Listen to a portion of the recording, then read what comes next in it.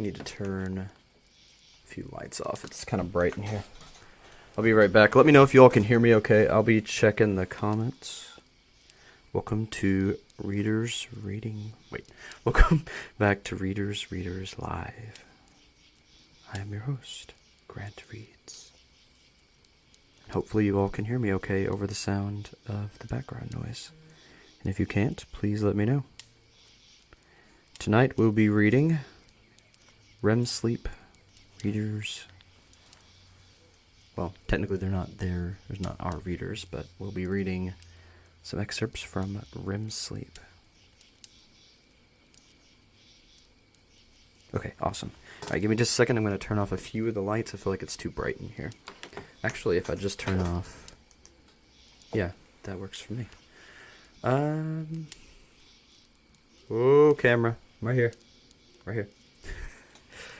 Alright, that'll be fine.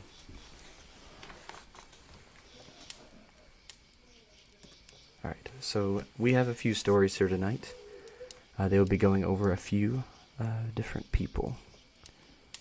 There's some that go over Cole, some that go over Kenneth, which I kept calling Kennedy, and also Keith for some reason on my official reading that I will probably have coming out this week. I don't know. But I kept reading the name as Keith and Kennedy and like 7 other K names. So I had to record it like 5 times. But anyway, I guess we'll pick one at random. We'll just start on the one that has our little moon setting in the woods at night with the clouds, because I feel like this really represents that. So, hey men, good to see you. Samantha, good to see you too. Good to see you, Othi. Good to see you, someone paranoid. Good to see you, Pyrites, Cole, Nightmare Luna. Welcome to the stream.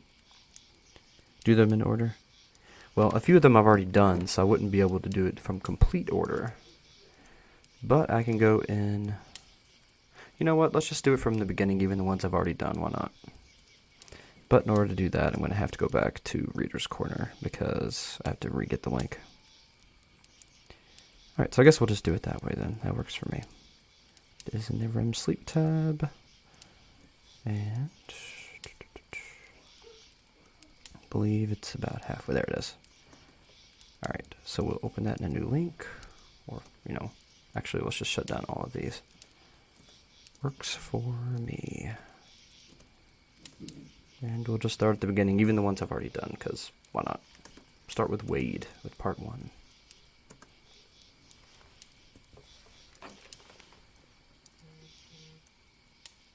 Hey Jack Jackson, good to see you. Welcome to the stream. We are doing a reading of the REM Sleep files live on blueazalea.neocities.org. I need to make myself a NeoCities, most likely. It's a very unique site format. Right, we begin at July 21st, 2021. Ugh, boredom. Intense boredom. Those must be the thoughts of a certain Roxy Meadows, right? Especially to be out at this place, of all places. Although, it's not like visiting the park on a cool, windy 10 p.m. night isn't a fantastic vibe. It was rather dark, most of the light coming from the bright streetlights illuminating the empty parking lot. The wind rustled the leaves of nearby trees, causing a rather loud, rustling noise. But hey, it was better than whatever she was doing before this. Wait, is that a person in the distance? She looks over at the figure, somewhat astonished. She hadn't expected anyone else to be here at such an hour, and tries to make conversation, like an idiot. Hey, she stammers. The person crouches on all fours and begins growling at Roxanne menacingly. As she registers that the thing before her is a feral, panic begins to set in, and only grows as she realizes that it's the rake. Oh crap. She begins to run from it, on the verge of tears. This is one of the things that can kill her. She doesn't want to die yet. As she runs past the trash bin, the monster scurries out from behind it, tripping Roxanne. She falls to the ground, and it crawls on top of her, looking her dead in the eye. It was your time, yet you dared to cheat death, the rake whispers to her. Its voice is deep, raspy, and distorted. Its pale, thin flesh seems to be plastered to its bones, and its eyes are deep, empty sockets. The claws on the beast are sharp, as are its teeth. Thin, dark liquid seeps from its mouth as it talks to Roxanne, soon to kill her. However, a car is seen in the distance. During this rather peaceful, cool, relaxing night, a low-wage worker for a pizza parlor has delivered to some idiot who can't wait for tomorrow. He's tired, only his eyes really able to see in the dark, reflecting a bit off of the street lamps. Sorry, I was reading the comments real quick. I'm going to wait until the end of each story for the comments from now on. All right.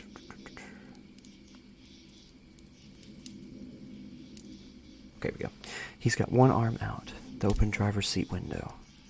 The other mindlessly flicking a little hanging air freshener in the shape of a pine tree. Pines. The guy would probably be killing to be chilling next to some lake in the middle of a pine forest, with a log cabin and the rest of the few vacation days he has to spare. However, he couldn't afford even half of a pine tree, let alone a log cabin next to a lake. So the little, not even really pine-scented plastic cutout will have to do. He takes a right onto the road in the field, steering with his knees, checking a little pocket watch he had strung up next to the fake pine. Delivered in 30 minutes or it's free is a good way to bring in customers, and extra burdens for the workers to get there on time. He's tracking it down to the minute, or at least would be, if he didn't catch a glimpse of what was going on in the field, slowing down just a tad, because it's the only interesting thing he's seen all day. Hey, you in the car, help me, please, Roxy yells. Do you really think anyone will help you, Roxanne? Do you think anyone cares? Pathetic. I can't wait to put you out of your misery. Wouldn't you love to join Toshiba and Pluviophile? The monster arcs, looking at the car and back at Roxanne. The guy slows the car upon hearing Roxanne's cries for help, raising a barely visible brow. Why couldn't I say that? He takes a moment, seemingly looking between something in the back seat and the scene outside, but grumbles something under his breath and leans out the car window a little. Having his face in the light, his messy, kind of scruffy black hair could be seen, with something clearly over his left eye. Well, what do you expect me to do? I'm on the clock, so if you could, make it quick. He pipes up in a tired, deep voice. Can you, She looks at him, only with her eyes, trying not to move. Try to get this thing off of me? I don't know, man. She's visibly terrified and shaking. The rake chuckles, and the guy sighs. Soon he gets out of the car, being rather tall, bulky kind of guy. He's got a large coat over a standard pizza delivery uniform, refitting the cap on his head. He approaches rather nonchalantly, fiddling with something in his pocket. What'd you do, pick a fight with an overgrown street rat? He mumbles under his breath. Does it have rabies or anything? I can't really cover the costs of 2 trips to the hospital. She looks at the beast's mouth. No, I don't think so. The rake rears its head towards the man. I can hear you. It laughs, smiling. It gets up, off of Roxanne, and crawls toward the man. It says, Why not repeat what you said, This time, you will say it directly to me. The guy narrows his eyes, nice little starting to back up. I can hear you. It laughs, smiling. Oh, I just read the same thing again, didn't I? Oops. Sorry. Not a rat, he says to himself. Hey, bud, I hope you can cover up the damage I'm about to deal, because I don't want assaulting the homeless on my record. He slips a sharp knife out of his own pocket, taking a deep breath. Unless you'd like to euthanize this thing now. Yes, do it. Euthanize it, kill it, whatever works, she yells, panicking, as she backs away from the monster and the man. I'd like to see you try. The rake smiles. Well, would rather go down like this as self-defense then. He gives a slight nervous chuckle. He stops backing up, keeping a strong grip on his knife. The rake stands up with a jerky, unnatural movement, still maintaining the hunched-over look. There are several cuts and scars on its body, the scar tissue looking extremely hard. You can see its bones beneath its skin, and its torso looks as though it's barren of organs. It lunges at the man, clawing at him, ripping his jacket, smiling and laughing to itself. The man winces with the lunge, being knocked off balance. Although taken by surprise, he quickly tries to begin wrestling the thing into submission. Hastily, attempting to dig his knife into its flesh. It screeches and growls at him with each stab, jab, and cut. It lets out a guttural yell and scratches him hard. It steps away from him and reverts back to crawling. You are not ready to join them, it yells angrily. It looks at Roxy, then back at the man. It lets out something that sounds like either a sigh or a grunt, and then crawls back into the woods quickly. Roxy gets up and approaches the man. Dude, are you okay? Oh, sorry, it was Roxy. Dude, are you okay? She asks, her eyes lighting up after a second. Wait, dude, oh my god, you just fought off a feral. You fought off a freaking rake. Like, the rake. Oh, dude, you're freaking awesome. What the crap? Thanks for saving my life, man. Holy crap. He coughs a bit with that, getting up with a groan, Roxanne helping him up. The hard cut across his chest from the fight has already started bleeding profusely. You're welcome, just... I hope you have a spare needle or something, like work uniform and all. Can't. He readjusts himself, pressing on the wound lightly with his hand. Can't use the raccoon excuse again, when the gash kind of looks like it came from a mountain lion. She looks over to the road and points toward her house. My house is literally just right over there. I have some needle thread and some stuff to help heal the wound. She starts walking, kinda. Just one step toward the house, general direction. Come on, won't take long. Convenient, he sighs, following along. He makes sure to lock his car as they walk back, speeding up a bit to catch up. The wound doesn't seem to bother him too badly. So, Roxy tries to make conversation. What's your name? Wade Seymour. Would state my occupation, but I might be fired after this. Oh, my name's Roxy, she smiles softly. And, I hope you don't get fired? She tries to maintain the same pace as he does, and awkwardly asks, What were you doing out at such an hour? Delivering a pizza? He yawns. Oh, okay, that explains the uniform. Gotcha. She chuckles softly, arriving at the house. Well, here we are. Come on in. Do you have any towels? Wouldn't want to get blood over everything. I probably couldn't pay for replacements, Wade asks, taking off his coat and groaning upon seeing all the scratches in it. Yeah, I'll fetch some. Come on, she says. They enter through the mud door, and Roxanne motions Wade to the living room. She goes upstairs and retrieves the sewing kit, towels, and first aid kit. No one is home, but most of the lights are on. The living room has a couch against the wall with a coffee table sat in front of it. There's a large flat-screen TV on the opposite wall. The floor has some trash on it, but not much. Alright, I have no idea what I'm doing, so this will be an experience, she says, coming down with items needed and laying it across the coffee table. Wade keeps a hand firmly on his wound, picking up the towels with the other. Alright, I'll be right back. Just going to clean off the excess blood, he says, hoisting his coat onto his shoulders and then furrowing his brow. Which way is the bathroom? Oh, yeah, it's just... She points toward the doorway to the kitchen. Go in there, up the stairs, take a U-turn. It's at the end of the hallway. Wade would then see himself off. Roxy takes out her phone and opens Discord to message Spider. Roxy, you will not believe what just happened. Spider, what's up? Okay, so you know that one feral I told you about, like, last week or so? The rake? Yeah, I almost got mauled by it. Bloody hell, you okay? Yeah, some guy stepped in. We're at my house right now. You know how I'm you know how it's one of the only things that can kill you? Wait, you know how I'm you know how I'm the only one, the only things that can kill you? Well, the rake is one of the only things that can kill me. Oh wow, so I'm guessing it came back to finish the job? Probably. So you need to kill it first. Unless you just want to catch and keep it for the inevitable day you want to end it all. I doubt I can kill it. People have tried and it just keeps going. Keeps killing. Huh. So it's unstoppable. That's both good and bad. Pretty much. So what does the person who saved you want? I don't know. I just kept helping him get back to stability. The rake screwed up his chest. Oh, so he didn't know what he was doing. So probably doesn't want anything in particular, but be careful. How bad are his injuries?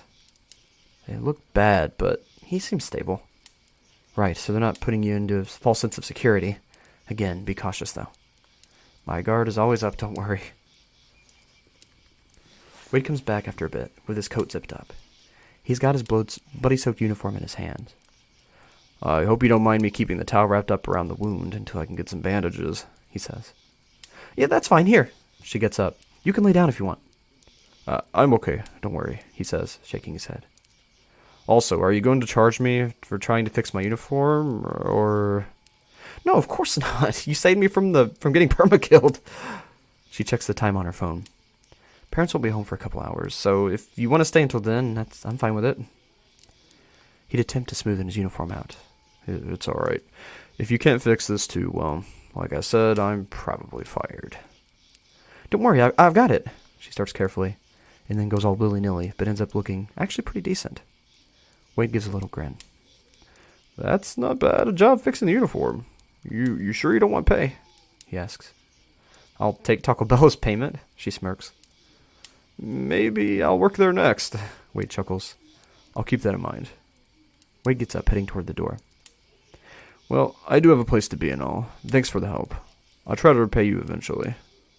Okay, see you later, Wade, she waves. Wade gives a wave back. Been nice helping you, Roxy, Wade says, heading out to his car. Roxy smiles, heading back to her room. Roxy's room is pretty boring. 2 large windows facing, each one facing a different street.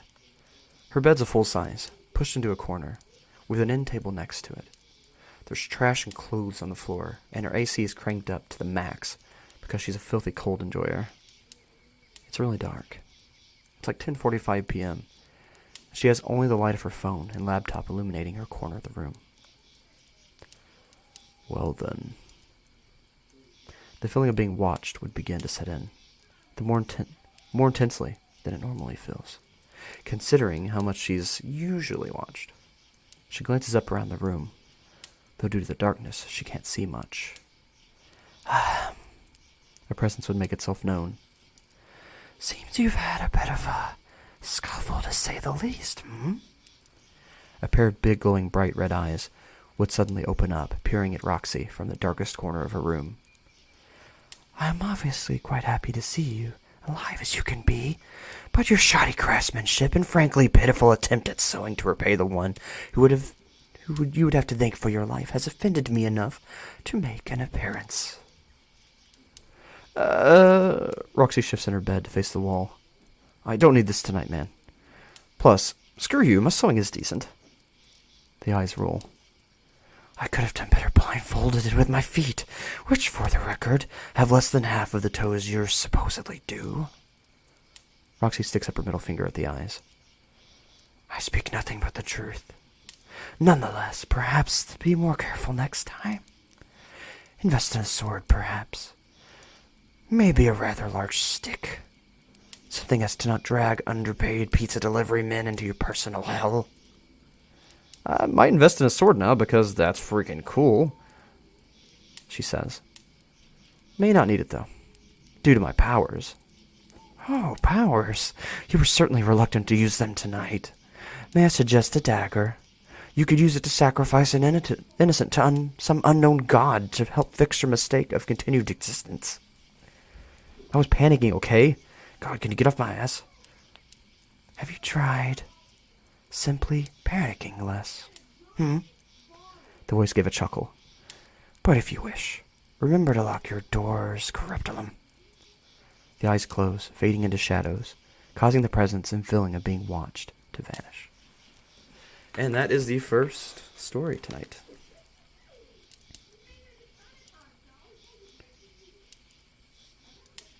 Alright, I'm going to read the comments real quick before we do the next story. Sorry, I'm going to go ahead and open it. My throat is a little dry, but at least I have my water from Taco Bell.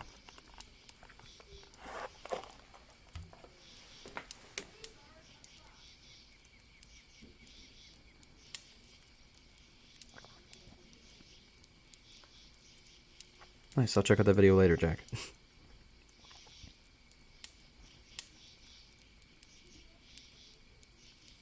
Well, I'm not really doing Roxy's voice. Like, I'm doing it at just a different pitch so you can tell who's speaking. So I'm not going to be doing the actual voice. Yes, thank you. And yes, I went. No. No, I actually got unsweet tea and then I drank it all, so I replaced it with water. But I got a spicy grilled cheese burrito. I got the box, so I also got a chalupa and a Doritos Locos tacos and nachos. It was awesome, but I'm so full right now. No, this is actually bottled water in a cup. Get the goop next time. Okay. I don't know what the goop is. Okay, so I'm going to go ahead and go into the next story. Now we are reading the one that I actually just read. The one where I kept calling Kenneth Kennedy and Keith and Carl. I don't know, I just kept calling them different names. It wasn't even K names in particular. I just kept calling it names. So Alright, we'll go ahead and get into this one. This is a pretty fun one. This is actually right after Wade's attack when he gets home. It's an average night, hopefully. The moon lingers in the sky, but shines down on nothing but a humble home with the lights still on. Residing within sits an anxious little nobody, shifting in his seat and nervously drinking a can of carbonated drink as the TV plays in the background. He simply sits there, constantly shifting his gaze between the TV, the open window, and the door, just keeping an active lookout as he fidgets in place faintly. There'd be the softest tap on his shoulder, followed by a whisper in his ear. Are you doing all right, sir? You seem antsy. He'd give a small jump with that, before immediately easing with a bit of a smile. Oh, no, I'm fine. Just easily worried, you could say. Are you worried about that Wade fellow? Absolutely. He's never been this late before, I think. It's just incredibly worrying, you know? Thrall gives a soft chuckle, placing a hand on Kenneth's... I said it this time, on Kenneth's head to ruffle his hair. Oh, no, you have nothing to worry about, sir. I'm sure he's all right. After all, he can handle himself, can't he? He can hear Thrall stepping away for a moment, his return being made very clear with a blanket being draped gently over him. I can assure you, he's probably close to arriving as we speak. Kenneth would seem to get vaguely flustered over the fact, warm as soon as the blanket is properly draped over him. You're right. I'm sure he can. He's not as, small as I am, I guess. You could say that. Small isn't a bad thing, though. I'm sure he doesn't mind, that is.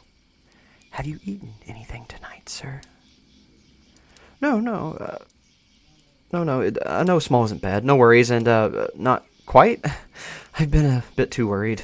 Only soda, really. Shall I be on that, then? What would you happen to be in the mood for? If you'd like, anything simple. Probably a salad or something? Sorry, I just read something in the comment that was funny.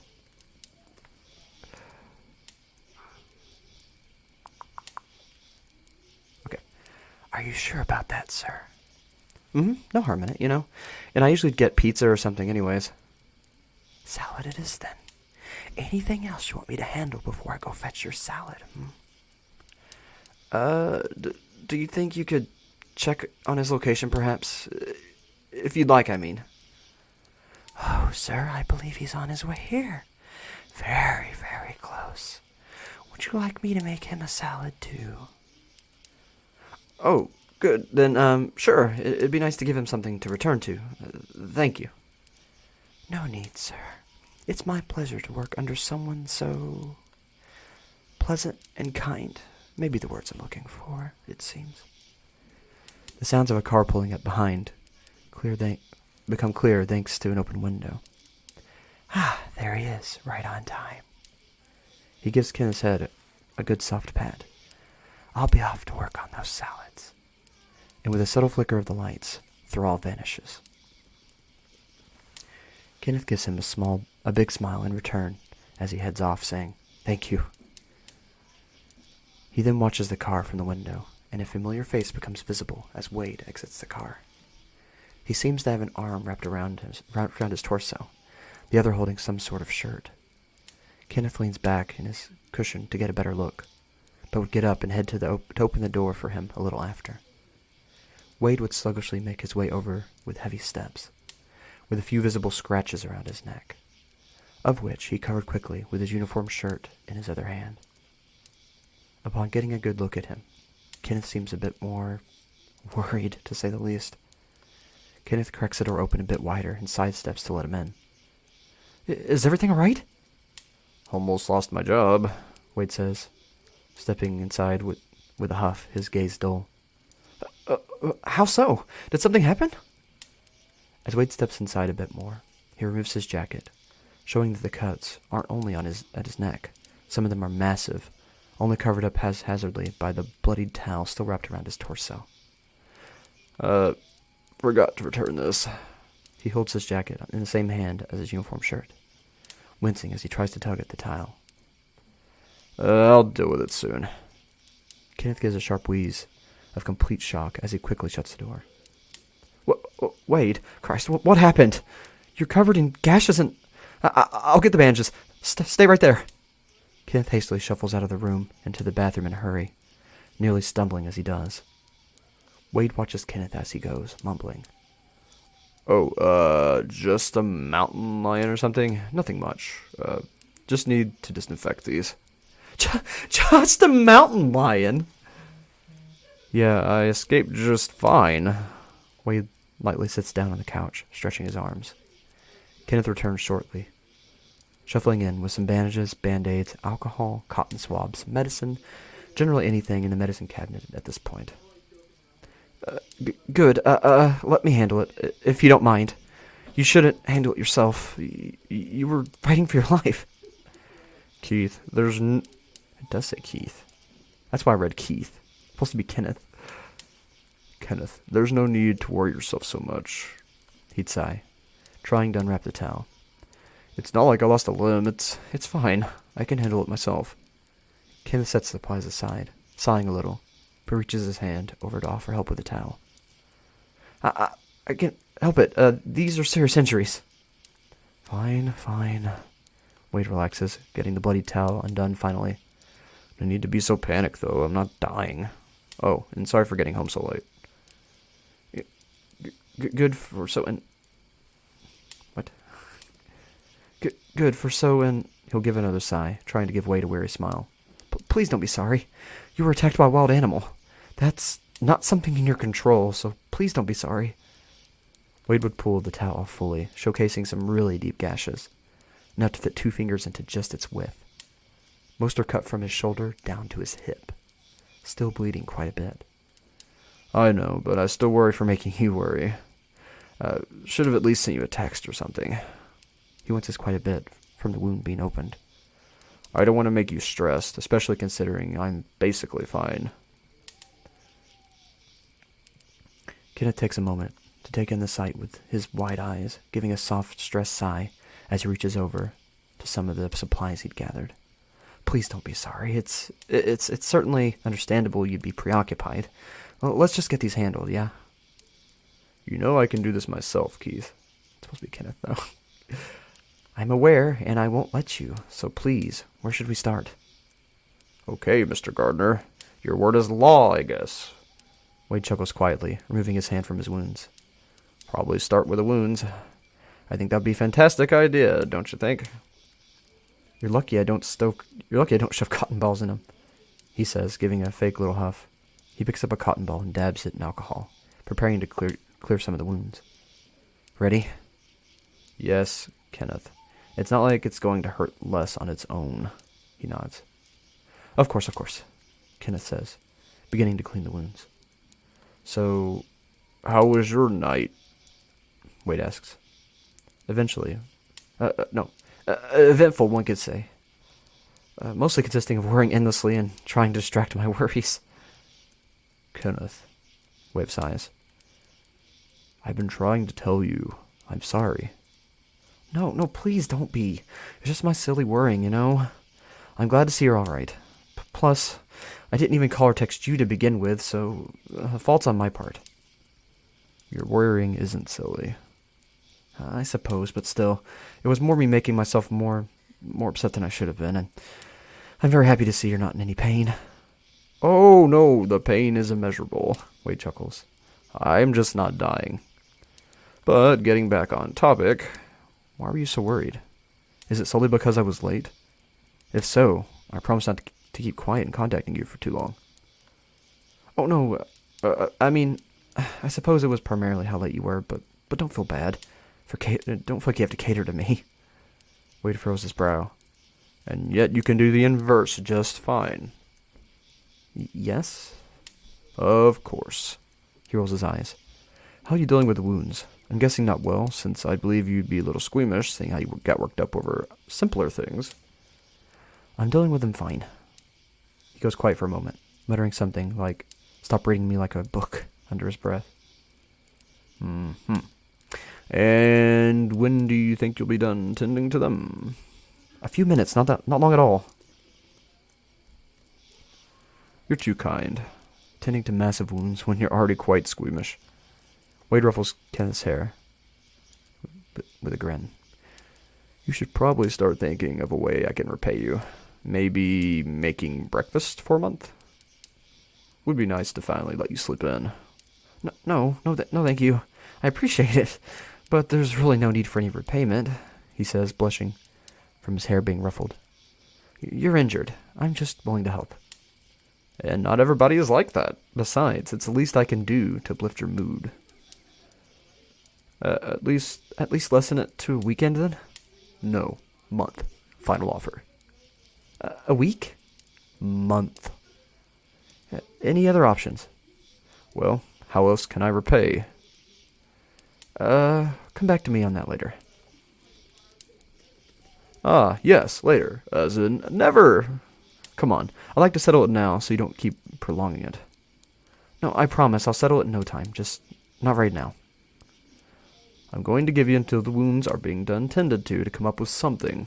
Wade settles more into the couch, making a bit of a stubborn expression. That's not a lot of time. Kenneth steadily goes at a gentler pace, but still is making sure he's getting the wounds taken care of as best as he can. Are you sure you're not going to need stitches?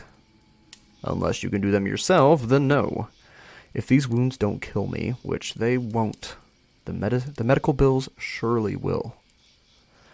I definitely don't trust myself to handle something like that, and they better not. If you show the slightest signs of dire illness, I'm dragging you to the hospital myself. I'll do whatever I can to cover everything. Wade would slug Kenneth lightly in the shoulder. How about you stop talking about how you go broke and... How about you stop talking about how you go broke and homeless just to save my sorry butt and get back to tending my sorry butt?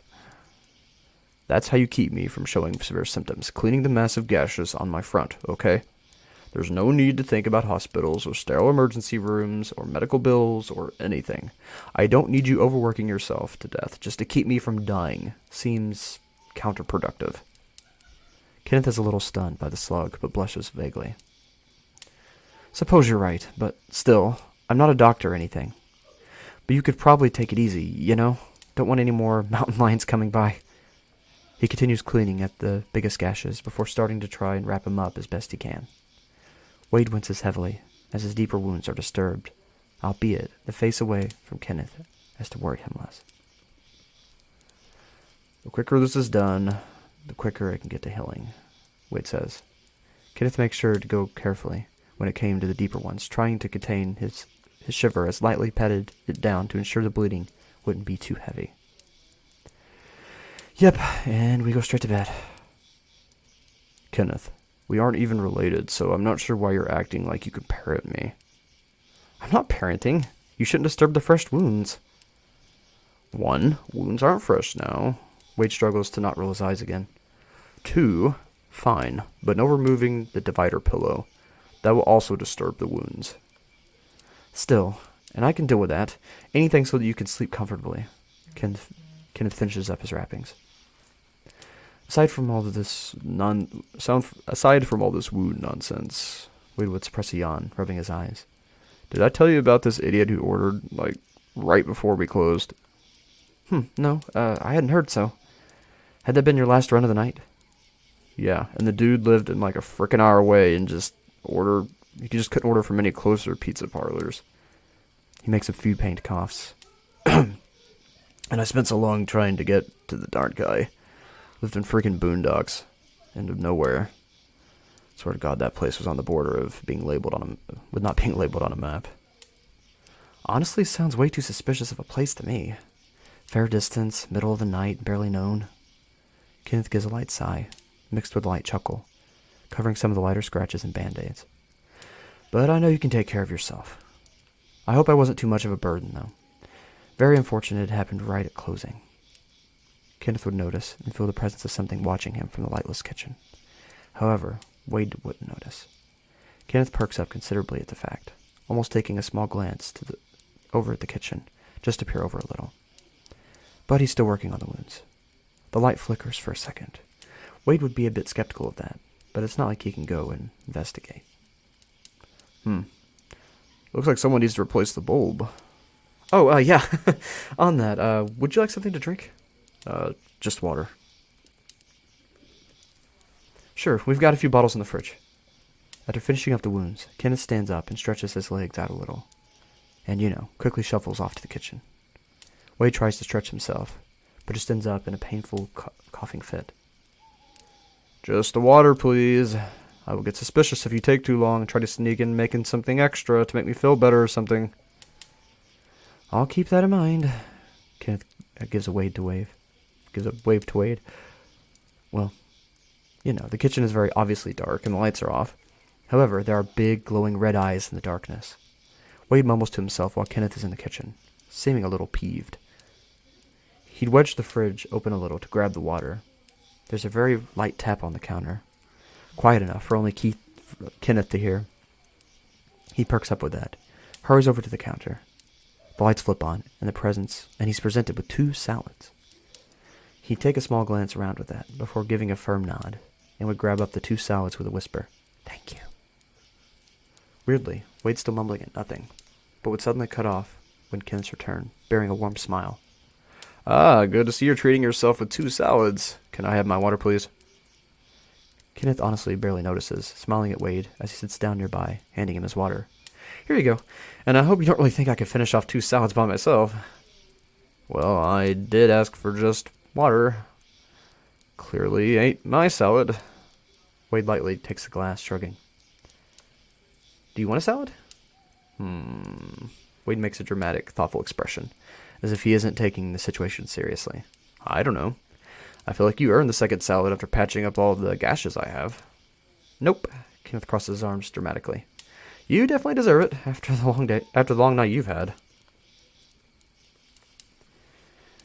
I beg to differ, considering you've been worrying nonstop tonight as well.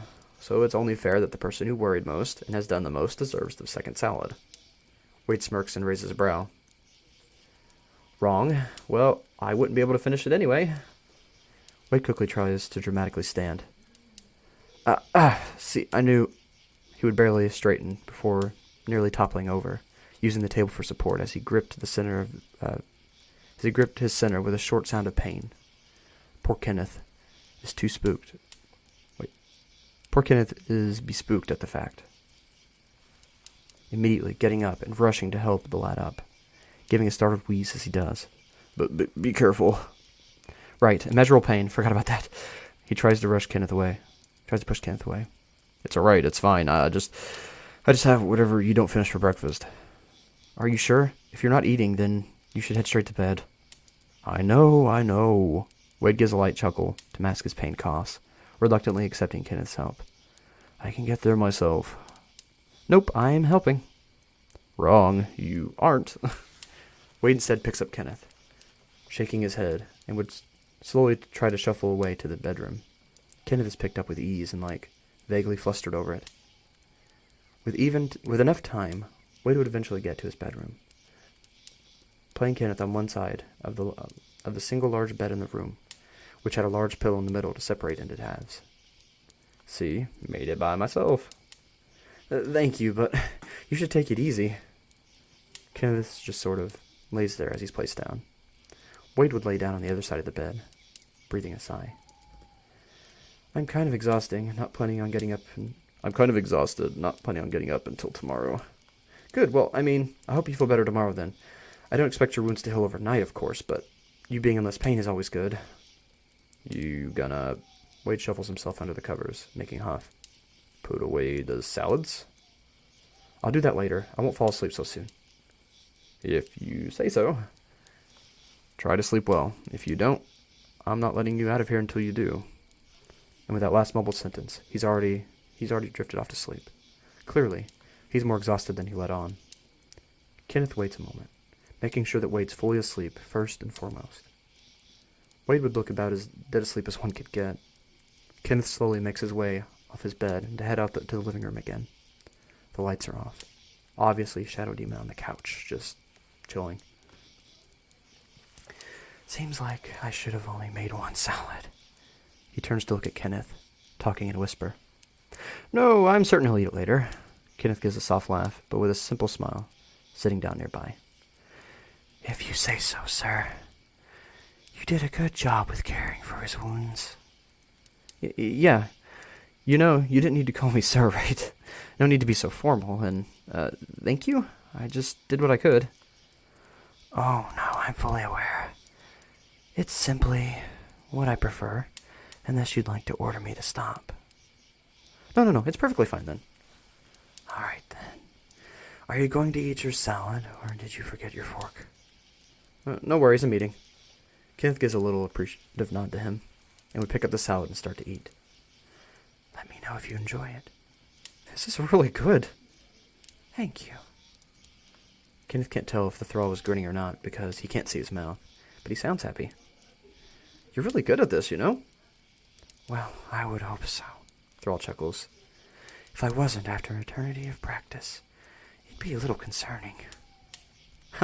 I suppose you're right. Still, amazing work, Kenneth says, finishing the salad. Glad you enjoyed it, sir. In the mood for dessert. Dessert? Ice cream, a pastry, whatever you wish. I'll find a way to acquire it for you. No need to worry. A small ice cream would be nice, if you don't mind. What flavor? Any toppings? Just chocolate. Probably, nuts. Just a moment, then, Thrall says, disappearing. Thank you, Kenneth replies, checking the time. It's around 1 a.m. Ice cream time. Your ice cream, sir. Thrall reappears suddenly without notice, standing by Kenneth's side on the couch, holding a decently sized bowl of pecan-covered chocolate ice cream. Oh, thank you. He gives a small jolt of surprise, then would look up at him. You work very quick. You're flattering me tonight, sir. Now make sure you eat it before it melts, Thrall says to Kenneth, who would carefully pick it up as it's offered and would start eating. Sheesh, this is amazing. Only the best, Thrall chuckles. Thank you. You certainly do give it. He's going right through it. How often do you make this sort of thing? What do you mean? You know, how often do you make things like this, if that's the right question to ask? Oh, no, I don't make that. I just happen to know people who do. Not like I can tell you who, though. Oh, still very good. Anything you wish for me to do while you sleep? Or shall I just let you rest? No, do what you like. Thank you for asking, though. Kenneth gives Thrall a little smile. If you say so. And I do. He finished up the ice cream completely. I should probably sleep soon, huh? Yes, you should. What do you want for breakfast tomorrow, sir? Yeah. He lifts up both of his bowls into his hands. Maybe bacon and eggs? If you wouldn't mind. Something small. Thank you. Scrambled? Scrambled is good. As you wish. Thrall reaches for the bowls. Let me take care of those bowls for you. Thank you. Kenneth hands over the bowls. Have a good night, sir. You as well. Kenneth gives a small smile as he heads off to bed to return back to the room. Wade's still out cold. From the sound of it, it seems like he's breathing heavily in his sleep. Kenneth looks at him for a good moment, taking a small look around the room before just filling his forehead with his hand. Temperature check. Cold as ice. Kenneth flinches at that, not entirely expecting so. Then would softly, gently, just putting his head to his chest. Kenneth would then get grabbed by both shoulders by Wade. Is there something you need? No, not at all. Just wanted to make sure you're all right. He immediately jumped, just being held in Wade's grasp. Go to sleep. Wade sleepily mumbles, looking at Kenneth with one eye barely open. Yep, gotcha. He nods immediately, starting to try and head to his side of the bed. He's just gonna slide on into one of its ends and get comfortable with a short-lived wheeze. He then drifts off to sleep, being tucked in by a shadowy demon. I like that one. That's a really... I really like the characters of Wade and Kenneth. They're so... I don't know if you wrote them to be a couple, but they're adorable. I love them a lot. I don't know, I'm Osborne. But yeah. Wade and Kenneth, even though you kept calling him Keith and got me all confused. Wade and Kenneth are adorable.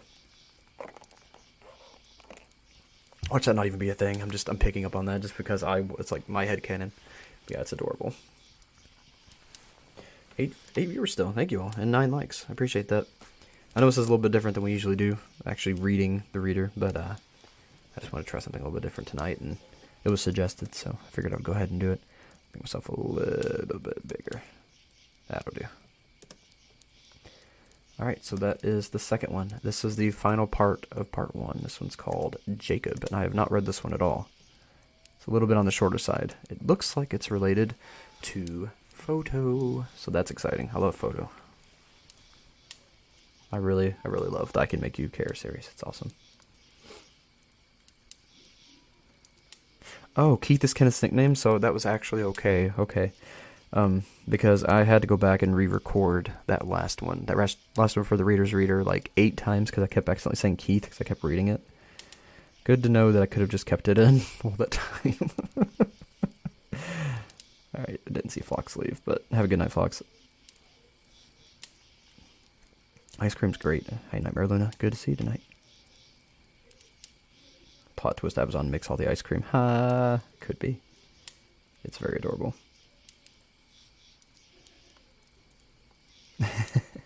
Alright, we'll go ahead and begin the next one. This one happens on August 8th of 2021. Oh, Cole's pulling punches. Alright.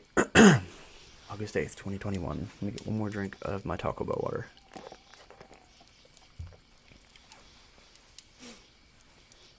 August 8th, 2021. The evening is warm, humid. It's raining, and the sun is setting. The children just got out of Sunday school, so the church is unoccupied, save for Lucille, David, Marianne, and Roxanne. Roxanne is set in the center of the room, tied to a chair. Marianne is sitting in the corner, laughing at the display uncontrollably. The basement itself is a large tiled room. There's a couple of folding tables and chairs, and a kitchen off to the side. Lucille is sitting across from Roxanne, and is talking to her.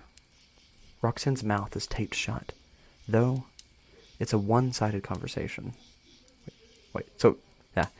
Roxanne's mouth is taped shut, though, so it's a one-sided conversation.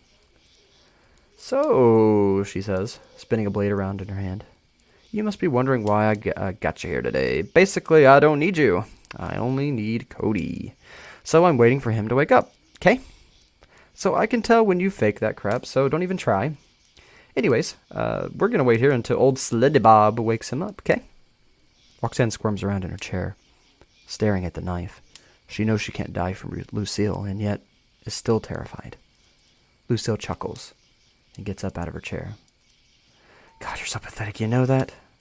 I thought you could teleport in stressful situations, and yet you're still here. I find that funny. She takes out her phone and looks at it a second. You know, that crow person, they seem chill. Spoke to him on Twitter yesterday. She's kind of funny, you know? Roxy lets out a yell, barely audible through the duct tape. Lucille laughs in reply. Don't get your panties in such a twist, you nerd. She and I have a common interest. Of course I like 'em. She crouches, leveling herself to face Roxy. Doesn't that just piss you off? Roxanne slumps over, tears beginning to flow from her eyes. Oh, grow up, crybaby, Lucille says, slamming Roxy over the head, worsening her already bad headache. You're so weak, you know that? I could get that feral to re-kill you right now. You know that, right? Roxy's sobbing turns into full-raged crying. She's thrashing around in the chair, struggling to get out, and eventually gives up. David was a scout. He knows how to tie a knot. Lucille finds this to be the funniest thing ever and lets out a few chuckles. Dude, just wait a bit. Go to sleep. You'll wake up at home in the morning, okay? Spider has begun a conversation with photographer. Spider. Hey, so I can't find Roxy. Have you heard from her? Photo. I haven't really spoken to anyone since that happened. Wait, I haven't really spoken to anyone since that happened. Since what happened? I can't say what. Oh, yeah, I don't suppose you're up to going to look for her, are you? You can teleport around, so you'll be able to cover more ground faster than me. Let me just use my eye. Thank you. Uh-oh. She's not in a good spot. Oh, no. Listen, I'm hurt badly, but I've got some new tricks up my sleeve. I'm sure I can help. I'm sorry, I know you're still recovering. If you need my help, just let me know. Spider has entered the conversation. Footsteps are heard upstairs. On the staircase, a figure starts descending it, leaving black fire with each footstep, not spreading, but marking its path. The colors in the room saturate and vivify with its entrance. The same black flames envelop his left arm, climbing up his shoulder and covering the left side of his head, a shining eye seen from behind the flames. Once on the floor, he stops and crosses his arms, observing the situation. Lucille looks over to the figure. Oh my gosh, you're so freaking cool. Who are you? She yells. Yo mama. The figure cracks a small smile, half hidden by the flames. Lucille scowls and sends a wave of energy hurling towards him. Freaking hit, she yells. Get that out of here! The light from the energy dissipates and the figure is gone, now standing behind Lucille. I've thrown some snowballs faster than that, he whispers. Lucille gasps and takes the knife out of her pocket and attempts to jab it into the figure's side as she turns around quickly to face him. Oh! The knife pierces him, and is quickly pulled out. The figure puts his hands on Roxanne's shoulder for a moment before giggling and beginning to walk back to its original position. He faces Lucille and laughs. He faces Lucille and stops laughing. That was a good one. I've had bigger things inside of me, though. I know you really wanted to kill me, but... He forms a finger gun with his hand and aims at his own head. We're both dead, honey. White energy is emitted from his fingers and explodes in a brilliant flash of light. And when it retreats, he's without wounds. The heck? The fire absent from his body. Lucille is awestruck and backs away slowly. Ah, fancy schmancy. I see. She smiles softly, as several long dark tendrils appear to shoot out from her back. She takes off her glasses, and her eyes seep a dark substance. Her fingers elongate into claws, and her teeth become sharp. All the while, her skin emits a blue glow. All the joking aside, I'm glad to finally have a worthy opponent. Though you are weakened. Whatever. Let's fight. She snaps her fingers, and the ropes around Roxanne's body fall as she stands up straight and peels the tape from her mouth. A mask appears on her face, and she teleports to the kitchen and grabs 2 knives, one for each hand. She smiles beneath the mask and lunges at the photographer, quickly shooting her body towards him. Her knives are ready to impale him. Photo's eyes flash white and blind Porcelain, the enthralled Roxy, demonizing her for a moment. Featureless, yet black tendrils shoot out from his back and wrap around Porcelain, who is pulled behind him and held there. Porcelain thrashes around, ensnared by the tentacles, letting out animalistic noises. Lucille laughs, runs over to the photographer, and tries to impale him with one tendril. She wraps some of her others around his arms and neck, attempting to choke him out. Give me my doll back! Give me my doll back, you freaking nerd! She yells, her voice becoming more distorted as she claws at the photographer, trying to cause as much harm as she can. Tentacles wrap around Photo's face, and just before they obscure his mouth, he smiles. There's a flash of light, and Lucille is alone on the long road to 7 bridges. No end in either direction. She looks around, mystified by it. What the heck? She yells. Where the hell am I? Hello? After a minute, she starts yelling to be released from wherever she is. She attempts to teleport, and even world hop, but none of it works. What the heck? Hey, you like it? This is where my friends and I used to go. 7 bridges. My very own Shivering Isles, the photographer says, appearing from thin air. I don't freaking care. She lunges at him and attempts to attack him with all of her tendrils. She claws at him and begins making guttural, animal-like noises. Why are you such a raging idiot? He asks calmly while dodging her attacks with ease. Why do you keep calling me the same crap every time? More tendrils sprout from her back, all going toward the photographer. Her mouth becomes wide, extremely wide. She grows more and more teeth, and they become needle-like. As she lunges towards Photo, attempting to bite him, Photo bites, her teeth sinking into his shoulder. Oh, okay. The raging trademark bites Photo, her teeth sinking into his shoulder. The flames return to Photo's body, flying into Lucille's face. She shrieks in pain and gets off of him. Screw you! She teleports behind him and starts jamming her tendrils into his back. Screw you! What, can't take the heat? I'm going to kill you, she yells, wrapping her tendrils around his neck and squeezing. You're a bit late for that, sweetie. 1,000 years too late. I'll find a way to do it. Anyway, she yells, clawing at his eyes. Why can't you wake up and see that you can't kill me? The photographer says calmly. Lucille stops for a second to think about the words he emphasized. What do you mean? She yells, starting to attack him again.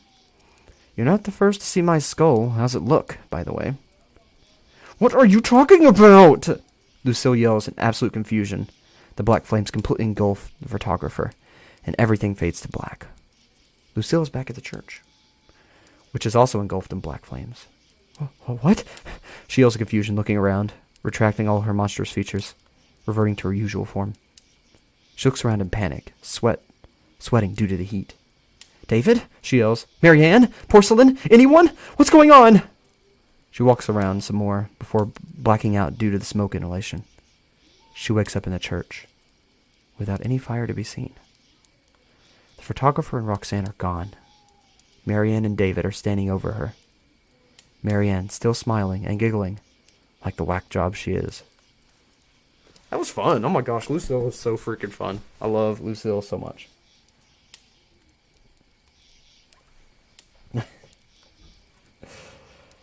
Hey, Phantasm, good to see you. We are doing live reading of REM Sleep tonight because I wanted to do something different.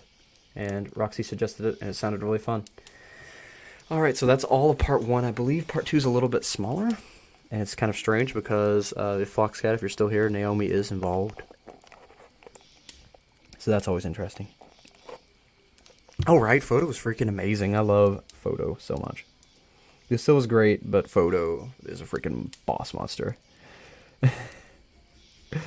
Banana Grant? Oh gosh. No. Do not turn me into Banana Duck again.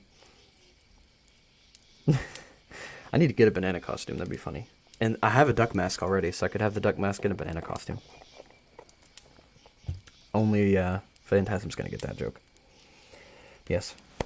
Lucille is amazing. I don't know what all's going to happen next, but I'm really excited to hear about Harmonia, because Harmonia apparently is Harmonia Reeds, so maybe she's like a future granddaughter or cousin or relative of some sort. So that's interesting to me.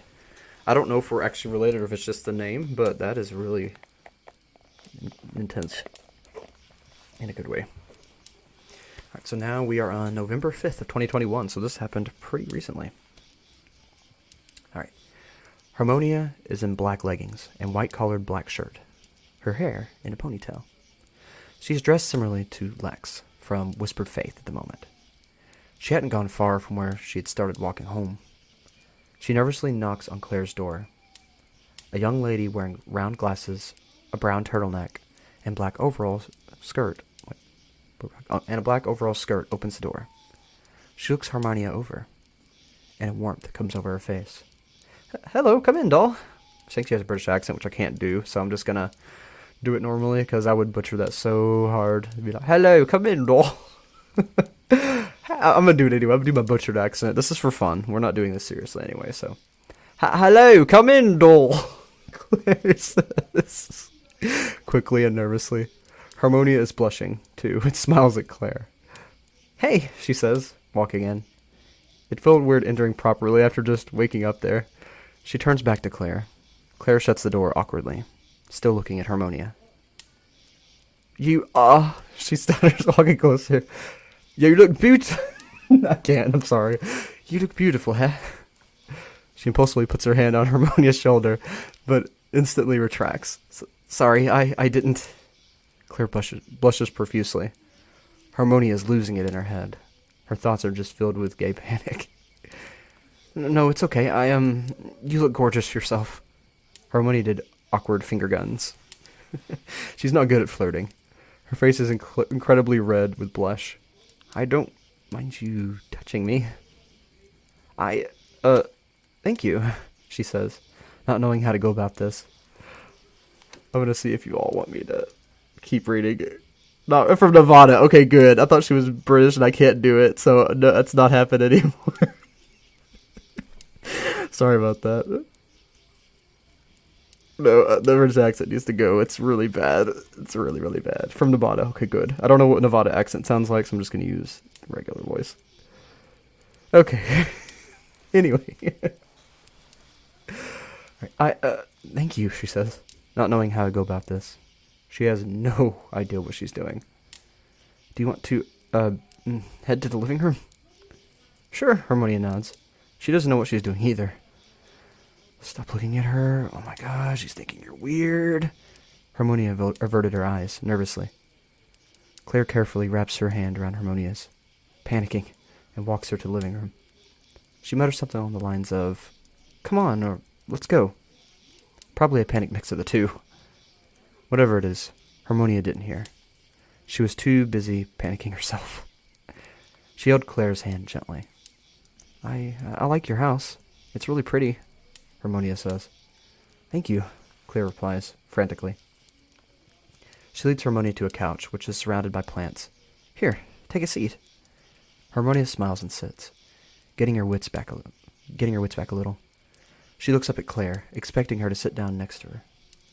Harmonia hadn't let go of Claire's hand, forgetting that she probably should. No problem. I remember that Luna mentioned that Widget is a feral. Will she attack me? She asked lightheartedly. No, she won't, Claire says, sitting down next to Harmonia.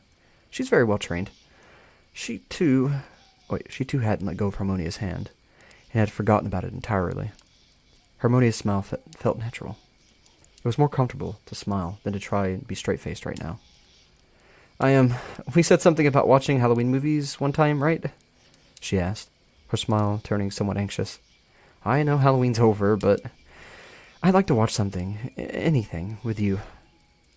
Claire blushes, staring into Harmonia's eyes. Of course, she says, after a beat. Internally, she's squealing. She walks over to the TV and turns it on and sits back down next to Harmonia. her shoulders touching. She tunes the TV into Netflix. Any preference on what to watch? Harmonia blushes. Everything about Claire was just perfect. What's your favorite movie? Harmonia asks. She'd read books. She'd watched movies. She could figure out how to flirt. Assuming that those books and movies translated to real life, at least. Still, she knew she wanted to know more about Claire. My favorite? She softly mutters. She knows what her favorite is, but she's too afraid of embarrassment. She's too afraid to embarrass herself in front of Harmonia. But she still wants to be honest with her. So after a second of thinking, she says, The Nightmare Before Christmas? Harmonia's smile widens. I love that one. Want to watch it? She asks, blushing again. Claire looks back at Harmonia. This is so adorable. They're so close to each other. She smiles softly. Of course, she says, casting the movie from her phone to her TV. Harmonia leans into her a little bit to test the waters and see if Claire would mind.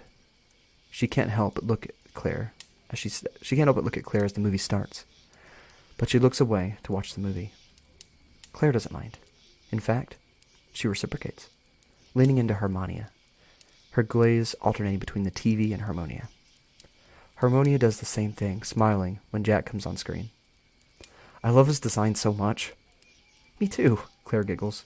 I wish I owned a suit like that. Harmonia looks at her. I can buy you one. Harmonia, your simp is showing. Claire's eyes widen and she blushes more. If you want. She says nervously. She thinks about hypothetically going out on Halloween with Harmonia, dressed as Jack and Sally. The thought warms her heart, and she looks up into Harmonia's eyes, smiling. Harmonia had a similar thought, smiling and looking into Claire's eyes as well. I don't know if I can while the world's ending, but I'll find a way. Harmonia grins. The apocalypse doesn't matter when I'm with you, Claire accidentally says, immediately putting a hand to her lips as soon as the words leave her mouth. Harmonia blushes harder, speechless. I want to kiss you, she whispers before she can stop herself, blushing even harder. Claire blushes and sits up, leaning close to Harmonia. I do too, she whispers. Her fangs can be seen in her mouth, as it remains slightly open. Harmonia seals the deal, kissing Claire gently and placing a hand on the back of Claire's head. Harmonia closes her eyes, enjoying the moment. It was bliss. Claire reciprocates, enjoying every second of it, fighting the temptation to bite down on Harmonia's lower lip. Harmonia pulls away for a moment. You can bite me if you want, she smiles, waiting for Claire's answer. Harmonia feels amazing, better than she had in a while. She cherishes the moment, making sure she'll remember it. Claire smiles, looking deep into Harmonia's eyes. She leans back in and bites on Harmonia's lip. She drinks a small amount of blood, still staring into Harmonia's eyes. She pulls away, licking the remaining blood. You're the most amazing person I've ever tasted, Claire says softly. Harmonia is frozen, locked in place by Claire's eyes. Her lips curl into a smile, despite the little bit of pain it causes to stretch her lips. She returns Claire's gaze, melting at her words. I'm glad. She watches Claire with fascination and curiosity. Let's continue watching the movie, Claire giggles, leaning on Harmonia's shoulder, blushing and smiling wide. Harmonia found herself just smiling with content, laying her head on top of Claire's. Whatever you say, love. The pet name just slipped out, and Harmonia decided she wouldn't mention it to Claire if Claire didn't. Claire's smile becomes wider, and she lets out a wobbly giggle. She takes a deep breath, savoring the time they're spending together. Harmonia relaxes. She never wanted this moment to end. An hour later, the movie ends, and Claire hardly notices. She's only focused on Harmonia. Harmonia smiles at Claire, taking her hand and daring to kiss it. I wish this never had to end. Harmonia's voice is quiet. Her words are meant for Claire and Claire alone. She looks into Claire's eyes, wishing she could stop time and live in this moment forever. Claire melts. She kisses Harmonia on the cheek. I love you, she whispers. She puts her arms around Harmonia and hugs her. Harmonia smiles and hugs her back, whispering into her neck, "I love you too." She kissed... I felt that. Oh, I'm like about to cry. Okay, She kissed Claire's neck and relaxes into the hug. And there's a YouTube link for some reason. Hello?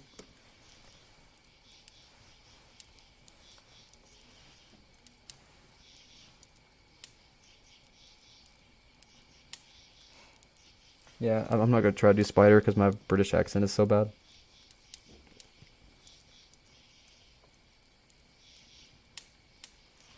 I love how two people leave while I was reading that story. Homophobes. Just kidding. For real though, what the heck? I need more water. Not a problem. There we go. Now I sound alright. Not a problem. Oh, I'm watching myself. Now I sound alright. Hello? Hello? Why is it showing me? Oh my gosh.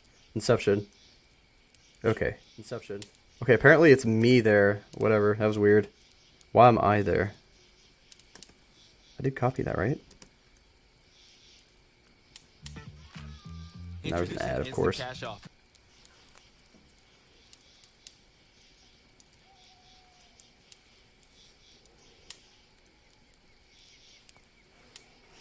Oh, there's something. Oh, it's a, okay, Strawberry Mentos. It's a song. It's probably copyrighted. Can't do that, but if you want to check out Strawberry Mentos, it's the song for that scene. Alright, and that is Harmonia. Next is Roxy. And then Namu, which I haven't really heard anything about at all, so I'm pretty excited about hearing about Namu. This is that short one from earlier. November 19th, 2021 at 10:55 p.m. Claire sits under a tree near the lake behind her cottage. She's got a lantern, and her phone is with her. She's listening to music, and is crying a little bit. A breeze is felt near her. Normally, it would be due to the lake, but this is different. You can reveal yourself, Roxy. Roxy manifests next to Claire. She's wearing a gray hoodie and black jeans. You doing okay? Roxy asks, stuffing her hands into her pockets. I'm fine, thank you for asking. Claire looks down at her hands, which are shaking very slightly. You're scared, Roxy says, leaning back on the tree. I know that feeling anywhere. She scratches the back of her head. I'm scared too. World's ending. I think we're all scared. I'm scared for her too, Roxy. Claire looks up at the corruptulum, a tear running down her face. For Harmonia. What if something happens to me? I won't be able to protect her. She looks down, only to see her hands shaking more than before, and her skirt wet with tears. Hey, Roxy crouches down to Claire, her eyes glowing purple. It's gonna be okay, Claire, I promise. She puts her hand on Claire's shoulder. I won't let anything happen to either of you, okay? Claire throws her arms around Roxy and breaks down sobbing. Okay, I guess we're doing this now. Hey, it's gonna be okay. She pats Claire's back. Don't worry. We're not gonna let the world end that easily. Claire tries to speak, but it all comes out scrambled and pretty much impossible to understand. She's really emotional right now.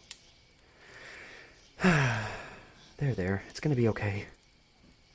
Roxy's enjoying the hug. It's the most affection she's gotten in months.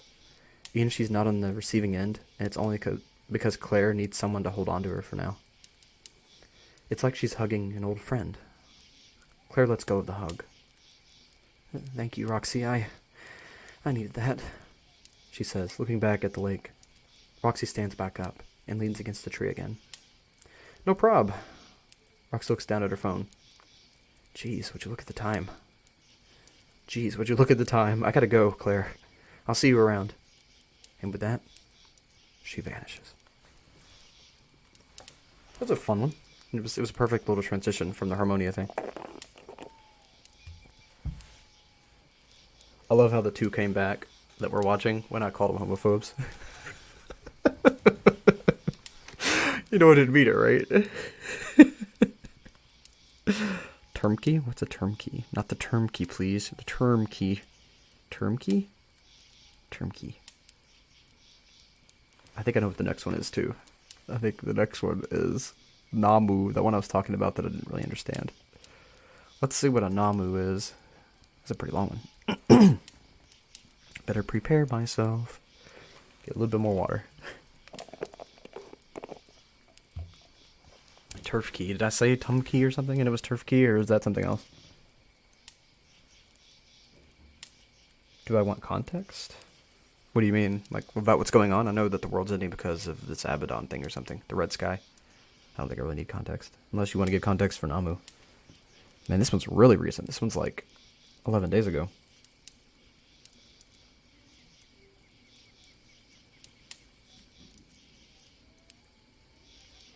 Okay, I'll just read it. I'll just read it, no context. Alright, here we go. December 4th, 2021. Luna pulls out her laptop from the guest room and relaxes on the couch. You can see her typing up pages of notes based on recent events. She is currently trying to figure out how Namu passed away. Oh, with some tears in her eyes. Ends of the Worlds arrives in the room. Luna gets off the couch and puts her laptop away. She heads over and greets Ends. Hello. It's nice to finally meet you, Ends. Very nice to meet you, Luna. Cole looks up from his phone as Code enters the room. Oh, hi, Ends, Cole says. Hello. 3 marked to greet me. 3 again, Ends says. Ends is strange. Oh, sorry, Ends. Should I go make it 2? Cole asks. No, 3's good. It's always 3, isn't it? Luna chuckles. 3 is a good number in my line of work. Wait, that's somebody else. 3 is a good number in my line of work, Cole says. How so? Ends asks curiously. Well, 3 wounds isn't that bad. 3-man squad returning, at least they came back. 3 rounds left, that's enough. Grim, but practical. Grim, but practical, Ends replies. Well, it's war. Everything's grim. Cole leans back against the wall. Anyways, I heard you wanted to pay respects? Yes, please. If you would lead the way. I wouldn't mind, Cole says, walking out the back door towards the backyard at a somber pace. Ends, Luna, and Code follow. Having Cole and Code in the same story is getting me confused. Cole walks to the burial site, bowing his head. Luna is very quiet and somber. Her eyes are slowly flooded with tears as she remembers her friend and goddess. Ends slows their walk a bit more, pushing for a moment at the sight of the grave. The finality of it having a visible impact. Code walks slowly to the burial site, and tears slowly come as he started thinking of the memories he had with her. Cole stands behind the cross at parade rest, staring forward, and his expression makes it obvious that he's holding back tears. Ends bends down on their knees and places both palms down gently on the soil. They begin tracing symbols on the dirt. The symbols blacken slightly, and small wisps of smoke appear, but it does not have a foul aura about it. Ends mutters a few words, then gasps in surprise, then wipes their palms across the soil, wiping the makeshift slate clean, and leaving the soil once again indistinct, other than a normal pile of it. What the heck is going on? Okay, I'm going to try to read this. Dem gewürgexps, if you exhibim, zetuzu, yopakadub. Does anyone want to say some words for our fallen friends? For our fallen friend? Tears well up in Cole's eyes.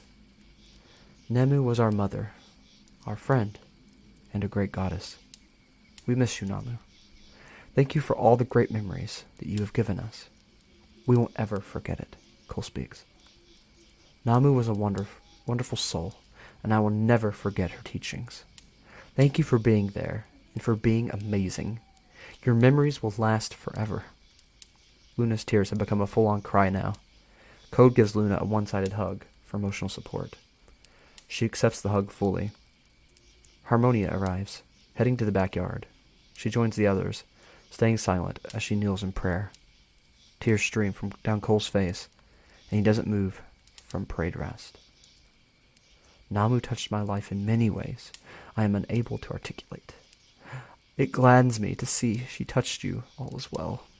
She was a true blessing, En says to the group. We will keep going. For Namu, Code says. Then Luna, for Namu. Then Cole, for Namu. Then Ends, for Namu. And finally, Harmonia, for Namu. She says softly, filling out of place since she didn't really know Namu very well. Cole salutes, and Ends rises to their feet.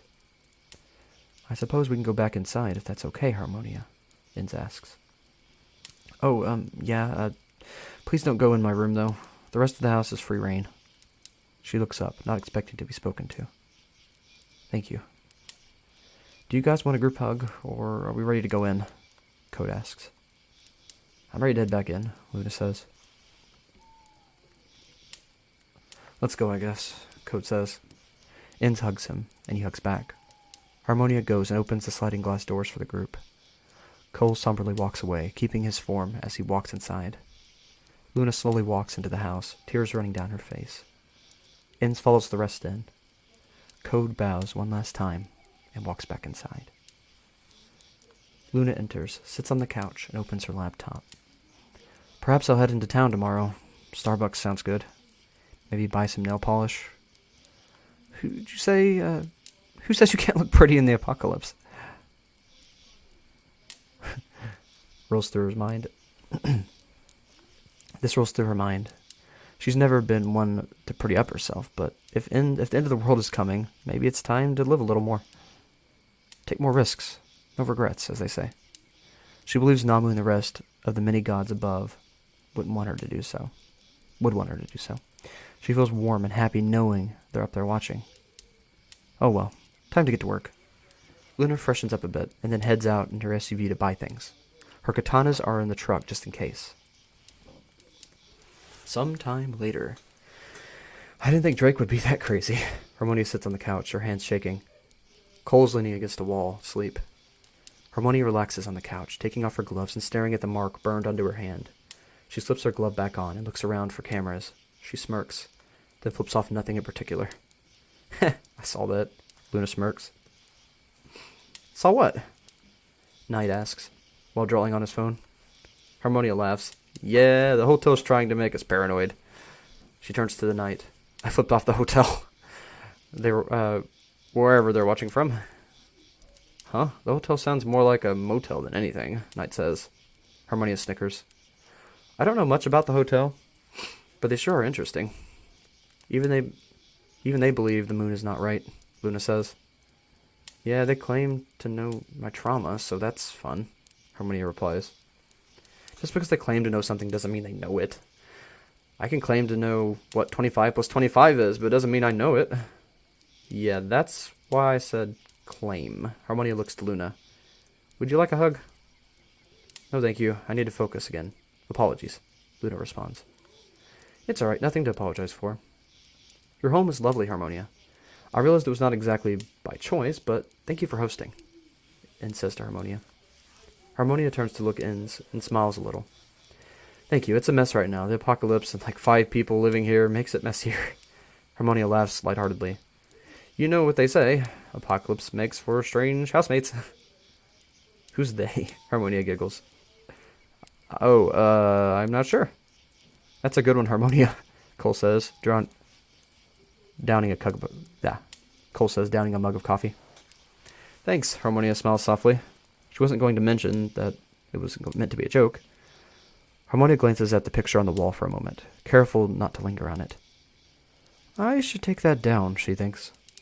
World's ending is, it's a topic of interest to me, if you don't mind. Can you tell me what is happening here in this world? I can try. Basically, an entity named Abaddon, known as the Destroyer, was bored and finds ending worlds entertaining. In her words, I make opportunities for heroes to rise only to fall moments later. Probably not an exact quotation, but close enough. She enjoys our suffering, Harmonia explains, leaning against the wall and crossing her arms. So it is meant to inflict suffering? The cruelty is the point, I see. Ends nods. From what I understand, yes. Harmonia sighs and holsters her gun, kind of looking at it. 2 months ago, I barely knew how to use one of these things. She pauses for a moment. I should clean it. I'm not sure how, though. Cole, could you teach Harmonia how? Inns asks, looking at Cole. Yeah, sure, Cole agrees. It's not that hard. Thanks. Harmonia looks up at Cole and puts her gun away. I should clean my room, too. I should just clean in general. Harmonia runs a hand through her hair, yawning. I see you're tired and have much to do. I won't keep you. Thank you so much, everyone. I will try and visit again before this world is gone. Inn says. We'll help you clean, Harmonia. It would be our pleasure. Luna perks up. Oh yes, how rude of me. I can help clean before I go. Inn smiles, agreeing with Luna. It was nice to meet you, Inns. I hope that we can save this world. You don't have to stay if you don't want to, she says, pushing herself off the wall. I would like to help. Many hands and all that. Inns walks over to the sink and begins washing out mugs. Thanks. Harmonia smiles and goes to her room. Luna grabs a broom and sweeps up the kitchen. Inns puts the mugs in the drying rack and sets off the water with an embarrassingly low score. Then, after wiping their hands dry, approaches Luna and speaks lowly to her. The symbols I drew. The smoke. Ooh, lost a place. There is no doubt. That was an ammo. However, Luna speaks in an equally hushed tone. However, Inns whispers to Luna, who puts her broom away and sits back at the kitchen table. Her tears have dissipated. She's angry. I am off. I will see you all again soon. Goodbye. Inns disappears. What? What's going on? What just happened? Oh my gosh, what is going on? Why are my eyes burning? Is Namu still alive? Namu. Is Namu still alive? Because that would be awesome. I felt bad for Namu. I love how there was the moon isn't right quotation in there.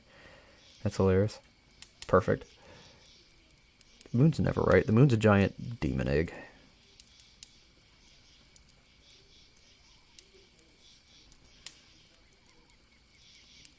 The moon is liberal confirmed. Okay. So it's the moon isn't right. It's liberal. Got ya.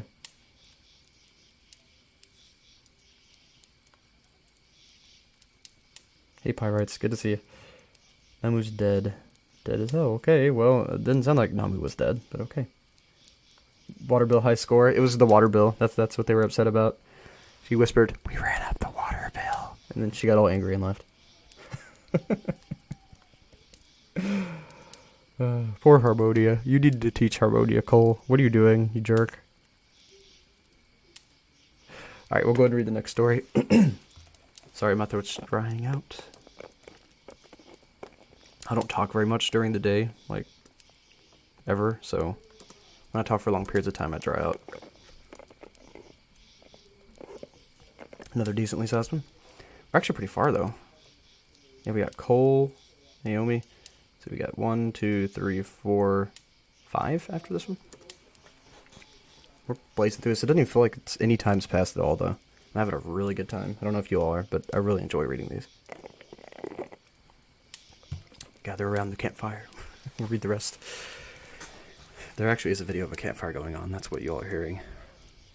Like a legit campfire. I wish I could... If I would have started the stream with you all looking at this, you could have saw this instead of me. But I don't know if it's better to see the text or to see that. I feel like it's better to see that. Okay, give me a second. I'm going to see if I can... Give me a second. I'm going to try adding a channel just for that.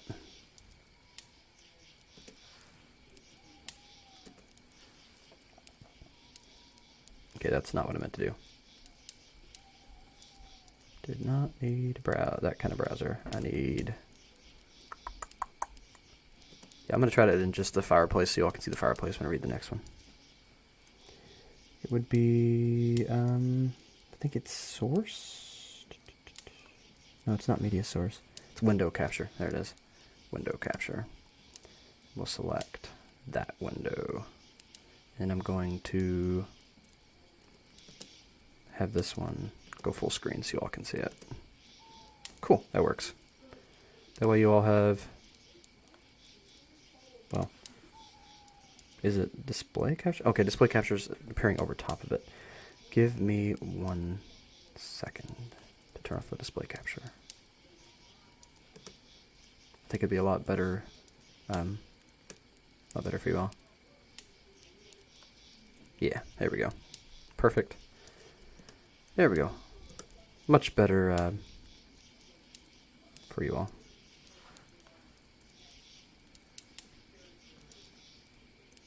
Oh yeah, we're all going mad. You thought you were going crazy? Alright. Yeah, fire would be nice. So we'll stay on the fire thing while I'm reading on the other page. It should work now. Let me check. Okay. I'm on the other page now. Y'all still seeing the fire? I'm gonna have to have it not zoomed in all the way, unfortunately. Actually, give me a second. Yeah, I can't. I can do it this way though.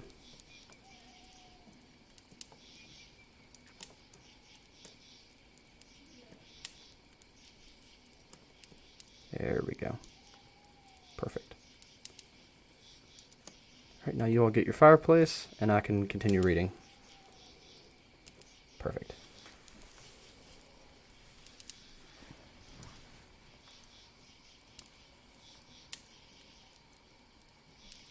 Click the destroyer link on the Now Move page. Okay, I will.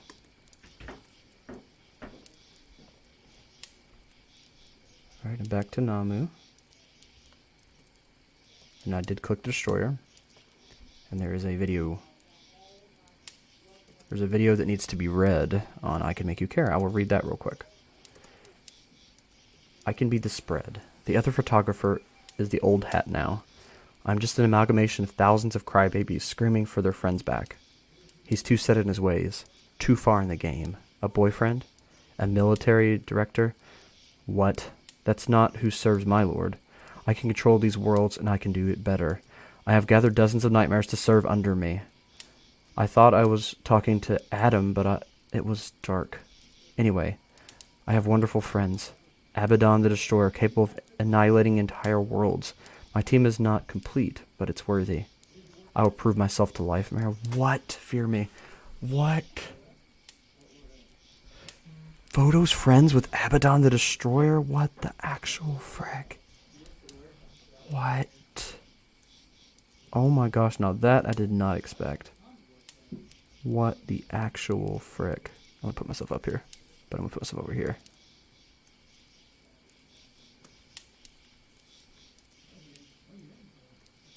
That was extremely unexpected. Photo is not a good guy. Not at all. Holy crap. Okay, on to the next story. December 5th, 2021. Okay, that wasn't Photo, that was Yodo. Okay, so Yoda's bad guy. Gotcha. Alright. Night is laying on the... Well, reading really loud. Okay. Night is laying on the floor when a note just poofs into existence with pink smoke and falls onto his chest. Harmonia turns to look at him, as she was laying on the couch. What was that? What? Night says, grabbing the note and pocketing it. Oh, nothing? Okay. You good? Harmonia tilts her head. Yep. Night silently wishes that this doesn't happen again. Oh my gosh, that somebody's here and it's really loud in the background. I'm sorry. Somebody just came in. That's what you get when your family asks you. Anyway. Yep. Knight silently wishes that didn't just happen. He then gets buried under a mountain of notes. The notes are so numerous that he is stuck in there. Every single piece of paper is blank. Hello? Every single piece of paper is blank. Are you good, Knight? Cole perks up. Do I need to get the flamethrower? A thumbs up pokes out of the pile. I'm good. Cole nods. He disappears from the living room, then reappears, then disappears, then reappears, then disappears. He reappears again, slightly swaying. Cole then walks to the bathroom. He flicks on the light and looks himself in the mirror. He splashes some water in his face to cool off and looks again. The flying... Cole gets scared. There's something in the mirror that's just not him. He punches the mirror, turning the water and light off, sprinting back to the living room. He enters the living room with a glass in his hands. Luna's chilling on the couch on her laptop. She hasn't noticed anything abnormal about Cole yet. Cole, what's going on? She asks. Night is still buried under the mass of pink notes. Everything is fine, Luna. Just, don't go in the bathroom for a moment. Do we have a broom? Why, did you break the mirror? She asked with genuine concern. There's not a hint of sarcasm in her voice. No, it's, exploded from the heat, Cole lies. There should be a broom in the kitchen, Knight says, slightly muffled by the notes. Thanks, Knight. Cole walks to the kitchen, grabs the broom, and peeks his head back into the living room. I'm going to get a new mirror in a moment. After a little while, Cole returns to the living room, slightly wincing in pain. Bathroom's, clean. He leans against the wall next to the couch and opens his phone.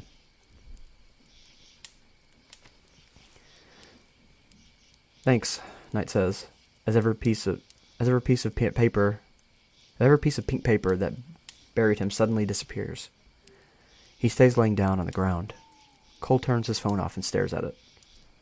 Oh, that's, screw that. Cole punches his phone, and it falls out of his hand. Cole, what's going on? What did Terminal do to you? Cole, what's going on? What did Terminal do to you? Luna tilts her head in a blatant confusion. He didn't look any different. No, nothing's wrong. Not a thing in the world. You sound guilty of something, Knight chimes in. You broke Harmonia's mirror, then punched her phone.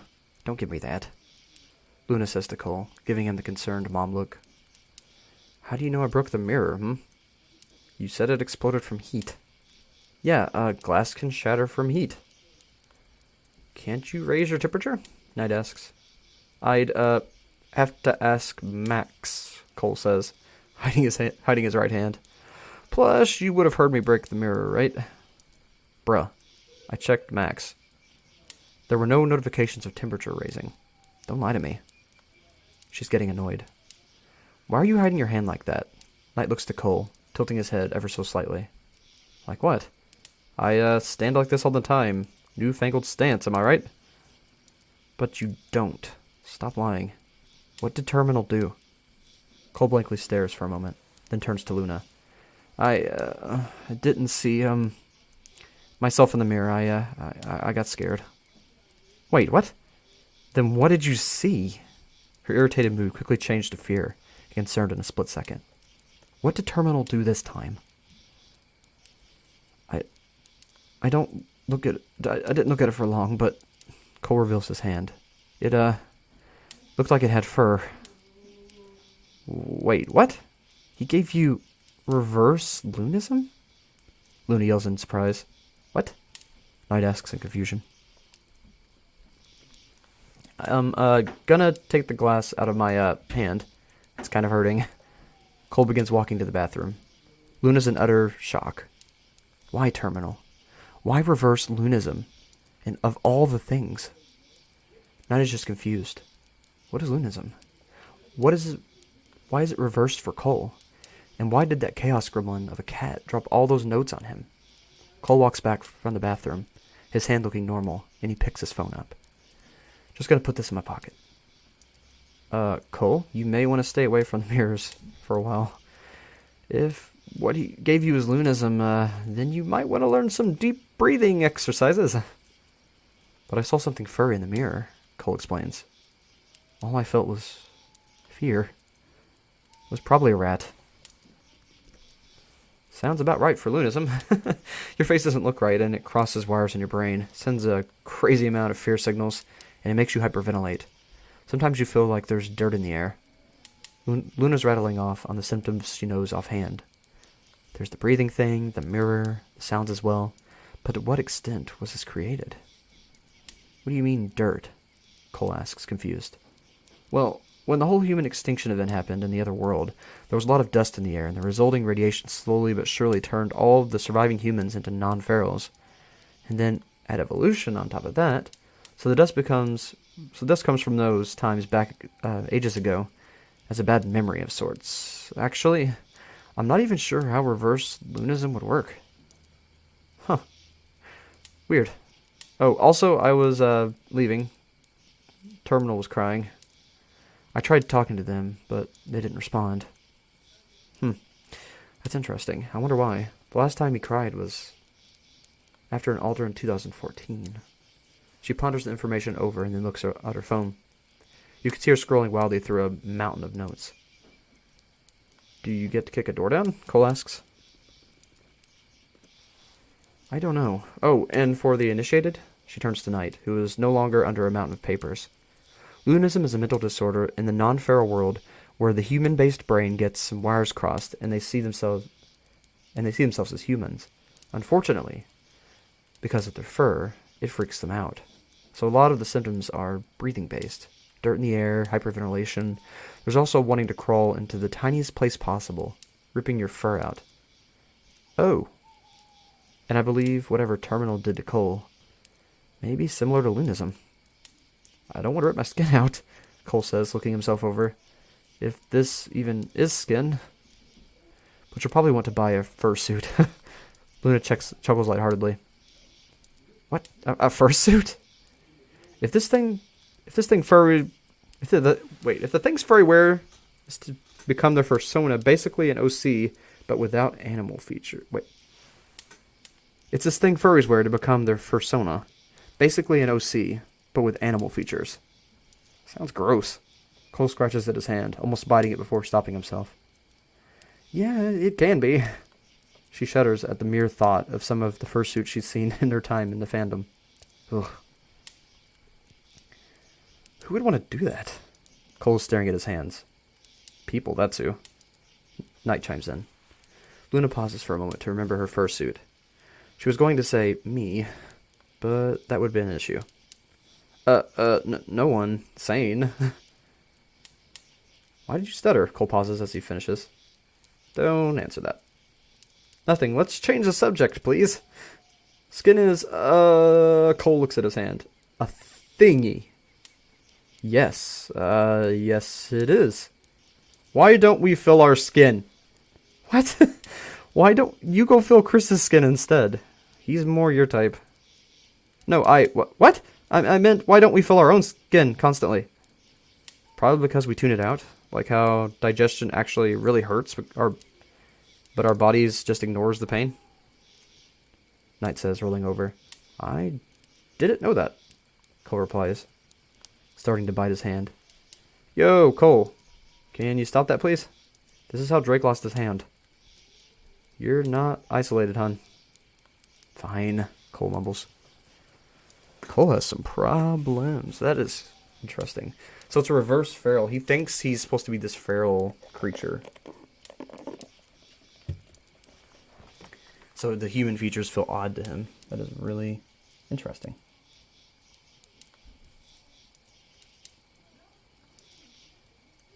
Task tech. Nightmind. Did I hear my name? Nightmind.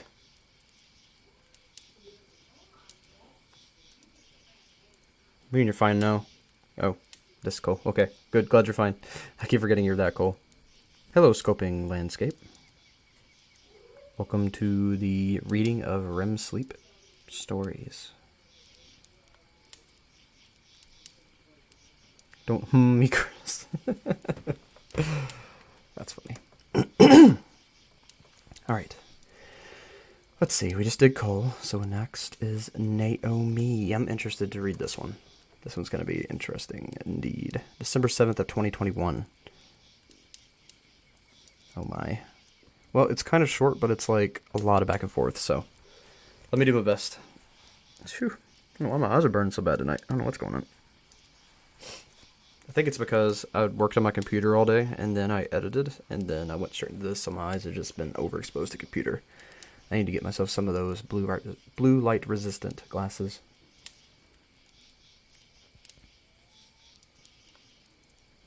Yeah, y'all are perfect for each other. You don't fool me. 12 likes, thank you all. Appreciate that. Alright, December 7th of 2021. Let me get situated. Alright, here we go. Cole, Roxy, Spider, and Harmonia arrive in a very clean, white hallway with signs that have various numbers, symbols, and colors. The lights are fairly dim, and no one is around, it seems. Looks like the ward, Roxy says. Why is it so quiet? Spider says, looking around. It's been abandoned, I think, Cole says. Would they do that? Seems a bit weird, Spider replies.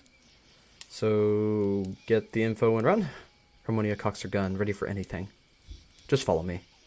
Cole draws an MP5 from his jacket and walks down the hall. I'm gonna steal an SCP, Roxy whispers, walking Roxy, I'm gonna steal an SCP, Roxy whispers, walking along. Roxy, no, Spider whispers back. Roxy, yes. Roxy, no, or I'll try one of these darts on you, Spider whispers, a tad louder. Roxy makes a small eep noise. 3 purple-skinned women appear. They are 5'10", 150 pounds, with flamethrower hands, tank treads for feet, and a small supply of McDonald's Happy Meals. They include both boy and girl toys. The death machines are here, Cole smiles. What? Spider asks, confused as all hell. Oh my god, that's so cool, Roxy yells. I'll explain later, Cole sighs, as Roxy bounces on her toes. Hello, we are Naomi, the women speak. Harmonia stares. Cole is our father, says Naomi. Who's the mother, Cole? Roxy stares directly into Cole's eyes. Can I kill one? Spider asks, probably not jokingly. So it's probably like, can I kill one? If you kill one, you will not... Oh, okay. If you kill one, you will not receive a replacement, says Naomi. Naomi, go kill any guards. Cole sighs, ignoring the Corruptulum sisters' questions. Naomi scans for guards. Scanning for guards. Cole. Where do we go to get the info? Harmonia sighs. Should be in Gerald's office, Cole replies. Who's Gerald? Roxy asks, somehow literally speaking the skull emoji. Whoa, so as she said, who is Gerald? Skull emoji. Gerald sounds hot. Gerald sounds hot. Naomi giggles. Nobody named Gerald is hot, Naomi, Roxy yawns. The group stops at the door marked Dr. Gerald. Log updated. It's too late to bow out, Spider groans. No, Cole replies, readying his guns just in case. Wait, is it too late to bow out? Spider groans. No, Cole replies, readying his gun just in case. Gerald must be converted into matter. Right, Father? Naomi asks. What the? Roxy says, actually saying L-I-M-O. What the? L-A-M-O. Roxy says, actually saying LMAO out loud. Like a dweeb.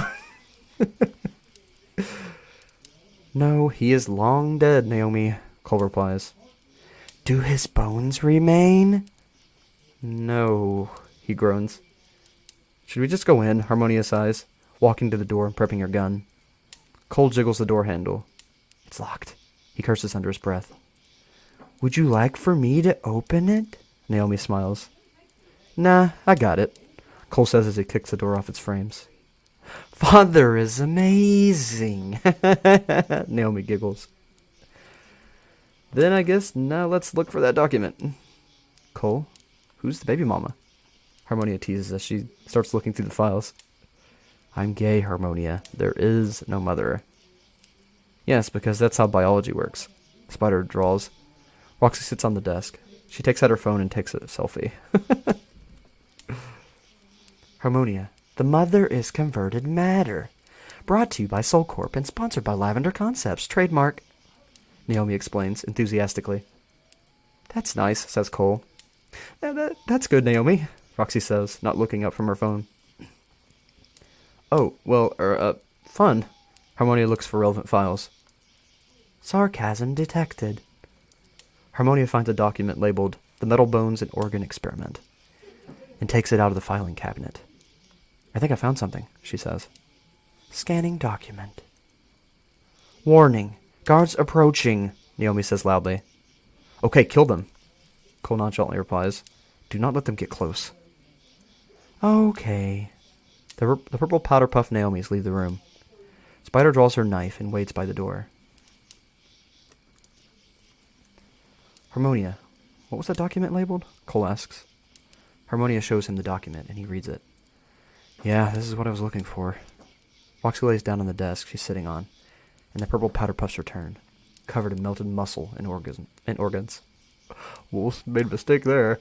Covered in melted muscle and organs. You don't want to know what I just said, but I think you can guess. Anyway, nice, Cole says, looking at Naomi. This is just like Among Us, guys. Roxy chuckles at the sight. More may come. We should leave soon, says Naomi. Yeah, we have the document. Let's get the crap out of here, Cole sighs. Well, this was eventful, Spider says. Spider, we're only here for the info, Cole replies.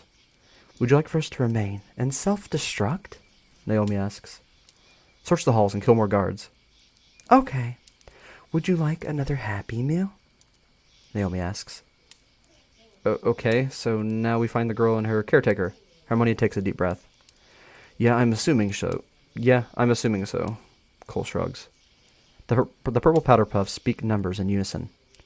They are at coordinates 43.8701244 square minus 91.1985791. Coordinates, huh? Cole sighs. Cole, are you logging them? Harmonia asks. Cole notes the coordinates on his phone. Take good care of Blanca, Naomi smiles. I will, replies Harmonia. The Naomis leave the room to search for more guards. Has this Blanca girl ever put butter on a Pop-Tart? Roxy asks, getting up off the desk. Cole, will you teleport us to the coordinates? Harmonia asks. Sure, but now I want a Pop-Tart. Cole chuckles. Me too, says Roxy. Alright, well, we'll get some Pop-Tarts on our way back. Harmonia cracks her knuckles, then extends her hand to Cole. Heck yeah, Pop-Tarts, Cole says, taking Harmonia's hand. They all teleport to the location. An Applebee's in Onalaska, Wisconsin. Who the crap goes to Wisconsin? Oh crap, this is the Applebee's Nolan Haunted was talking about, Harmonia yells the second they arrive. What? Why are we at Applebee's? Cole groans in disgust. My favorite. Let's check the bathroom. Roxy waltzes into the bathroom. Sorry. Roxy waltzes into the bathroom and opens the second stall. There's a severed head in the toilet. God, why did the cords lead here? Cole sighs. I think this is where Blanca is? I'm assuming we just look around. Harmonia shrugs. Roxy returns from the bathroom and walks up to the employee. I'm going to order the apple and the bees, she says smugly. Cole slugs Roxy in the face. Shut up, Roxy, he says. As Roxy emits a pained noise. I don't know what the pain noise is. I don't know. That was more of the dad on Wild Thornberries. That was a Nigel Thornberry there. Okay. Cole searches the place for the grit. Grit? Okay. Excuse me. Cole searches the place for the girl. At the corner booth, a very thin, pale girl is seated, as well as a man and a woman in business suits. They are sharing a plate of Cheetos boneless wings. Harmonia ignores Roxy and Cole's antics and approaches the girl and her caretakers. Blanca? She asks as Spider joins her. Both the adults turn their attention to the group and stand. Can I help you? The man asks. Cole and Roxy stroll over to the table. My name is Harmonia. Lavender said you needed a place to stay? Lavender. Lavender spoke to you. Isn't lavender a color? Cole says, confused. Yes, she is, Harmonia nods. She's about 5'5" and slender but muscular. She wears a handgun and a shotgun, and her knuckles are bandaged as if she was in a fight. However, they're clean. You all want to try some nasty, half thought through chicken? The little girl asks, smiling and waving. God, no, Cole replies. No, thank you. Harmonia looks at the chicken, smiling. I would love to. Roxy swipes a piece of chicken and downs it in one foul swoop. The woman gives her a harsh look, and the girl lowers her head. I've had worse, Spider chimes in. They are telling the truth. The one whispers something.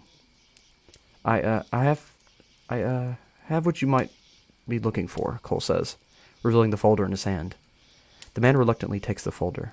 Harmonia patiently waits, standing at the front of the booth. Cole puts his MP5 away in his coat. Spider watches Harmonia and the girl, knife still in her hand. The little girl slides out from behind the two guardians and offers Harmonia her hand. Hi, my name is Blanca. Are you a color? I'm not. My name's Harmonia. It's nice to meet you, Miss Blanca. Harmonia smiles at the girl and takes her hand. Oh. The girl runs and hides behind her guardians.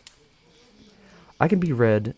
I can be red. I can be yellow. I can be blue. I can be purple. I can be pink. I can be green. Or Roxy whispers the song from that video of a grown man with the paint on his face. I don't know the song, so... The girl giggles at Roxy's song. Sorry. Harmonia stands back, embarrassed. Spider just watches, looking bored. Cole's leaning against the wall. Lavender tells me you are offering sanctuary. I supposed... Oh, it's a woman. Lavender tells me you are offering sanctuary. I suppose we must comply. The man addresses Harmonia. The woman gives Cole a strange look. What are you looking at? Cole quips. Wait. Spider gestures to the kid. They're coming back to the house. Wait, they're coming back to the house? Oh, you don't have to. It's just an offer. I just didn't want to leave the kid out here in this hellscape without trying to help. Harmonia turns to Spider. If they want to, they're from a different veil. I can't just leave them out there in the cold when we have options. She pauses and turns back to the Naomis. If you don't want to stay with me, I know plenty of empty houses you can use. Spider doesn't say anything, instead starting to fiddle with their knife. The child and I will stay with you. Blanca will lodge in another location, the woman replies. Like the house isn't crowded enough already, Spider sighs. I'll figure it out, Harmonia says, looking to Spider. The little girl smiles at Spider and says quietly, I like your knife. Thanks. Fair warning that my place is really crowded and chaotic, Harmonia says to the group, laughing nervously. It's not that bad, Cole says, fiddling with a pistol in his pocket. I would have the child stay with Blanco, but she doesn't really do well alone. Being with Blanco is more or less being alone, says the woman. The man doesn't react, aside from grabbing a piece of the trash chicken. I see, says Spider. I have a question, though. Who the hell are you two? Harmonia looks between the two and Spider. We are the child's guardians. Great, and we should care about you all. Why? Doesn't she have a name? Why are you referring to her in that way? Harmonia asks. Hey, Cole. Noxie nudges... Hey, Cole! Roxy nudges Cole slightly and whispers, There's a severed head in the bathroom. Frick yeah! Free skull! Cole yells, sprinting to the bathroom. If you don't want help... If you don't want to help us, we'll move along, says the woman. I want a reason as to why we should help you, Spider replies. Could I play with your knife sometime? Asks the little girl. No. I don't want to leave the child out there, Harmonia sighs. You help us help Blanca, and then the woman speaks up. You help us help Blanca, and we will give you a portal access to Lavender. She has already proven what she is capable of.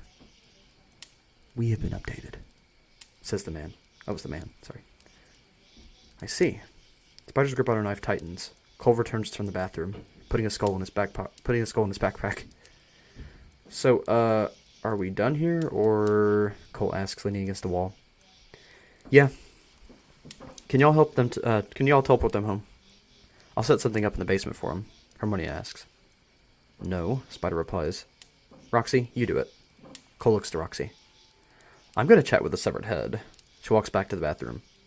Already skinned it. It's my skull now. It always comes back, Roxy yells in reply, now in the bathroom. Blanca shifts on her heels a few times, getting anxious. Roxy returns from the bathroom a few seconds after, though virtually unnoticed. So who's teleporting them back? Cole asks. Cole, can you? Harmonia asks. Harmonia sighs, rubbing her temples. We don't need to cause controversy for your group. We will find another place to stay, the man says. No, it's fine, Cole says as Roxy snaps, teleporting the group to Harmonia's house. Hey, Mikey. Good to see you, man. We are reading REM Sleep files. You're actually pretty far. We've only got 4 left. We're now on Blossom. Oh, Blossom's short. It's going to be a quick one. Now we're on December 12th of 2021, so this is probably going to actually lead up to today's date, because now we're just 3 days away. Or 4 days away. If you count today. Oh, no, right, I'm gay, there is no mother. I laughed at that, too. I also laughed at the how ridiculous the purple powder puffs are. I feel like the purple powder puffs could be an SCP. Naomi couldn't really be an SCP because Naomi's like 1,000 people. Maybe not that many, but like a lot of people. But Lavender itself could be an SCP for sure. And it's purple powder puffs. Anyway, I am going to continue. What's not great? It's not great to be an SCP? Okay, yeah, I think that's what you meant. You're an SCP, not great, gotta say. Yeah, I heard about that.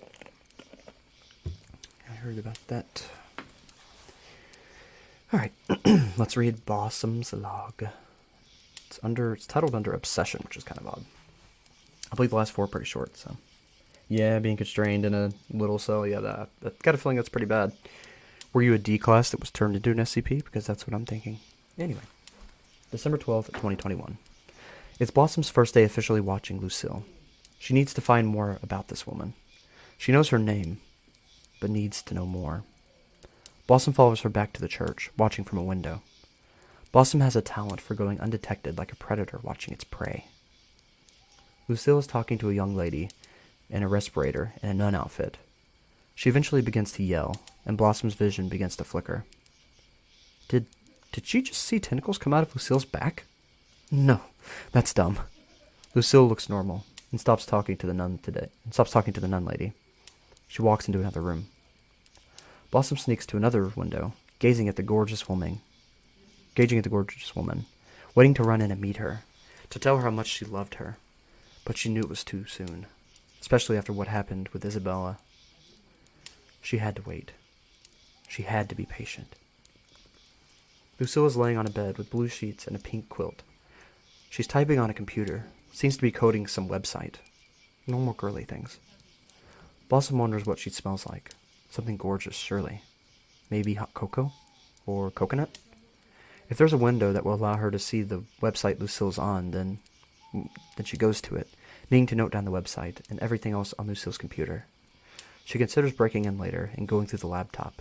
That might be the best course of action. Lucille continues typing, kicking her legs in the air as she lays, like a teen girl in one of those dumb Disney movies. She starts drinking a bottle of cotton candy Faygo from her desk.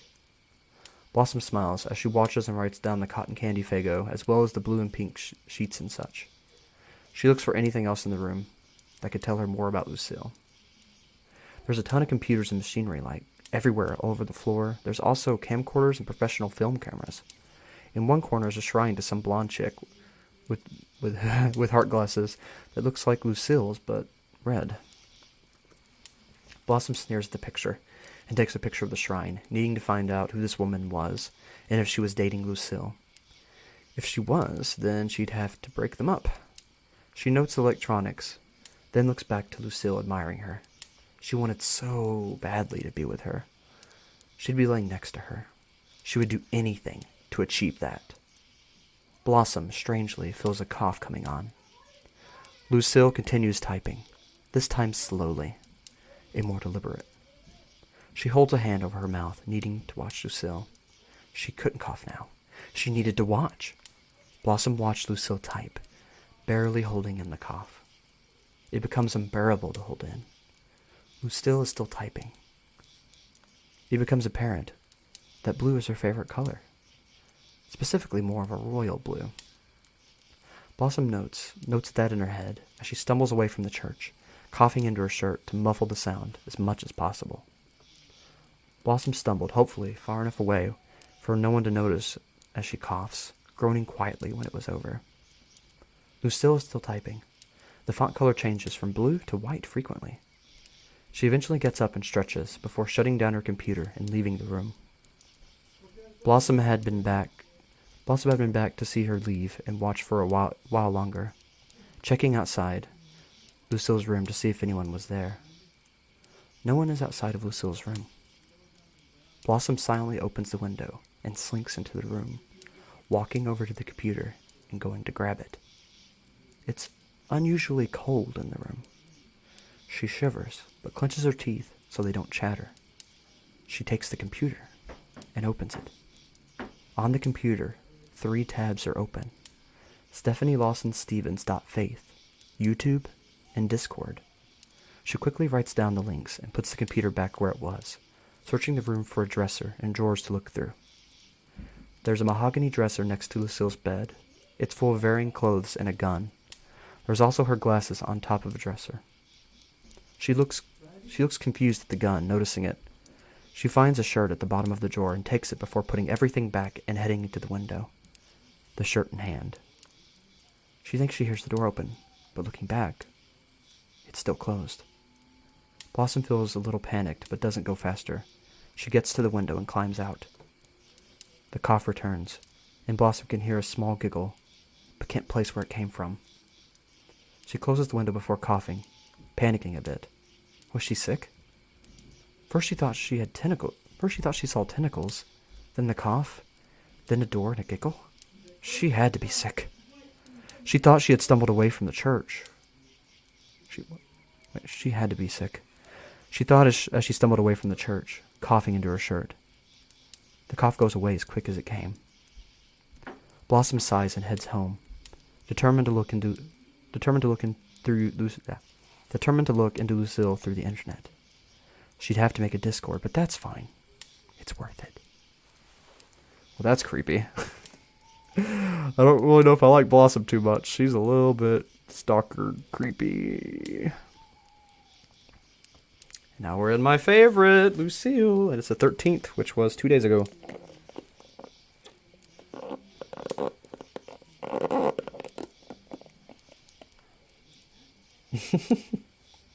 That's true, Photo is an SCP, isn't he? Photo is just insane. In a good way. Alright. Okay, so we got Lucille, Terminal, and Spider. We're at the end. I can't believe it. This went by so quick. This was really fun. Thank you all for recommending this. Thank you, Roxy, for recommending this specifically. Alright, so we've got the 13th and 14th. That's a pretty short one. Sorry, I'm trying to pace this where my throat doesn't die. Yeah, I can do it. That's fun. I can do the last 3. No problem. Starting with the 13th. Alright, December 13th, 2021. Pluvio leans forward in her seat. So you mean to tell me that you found a better source to feed on?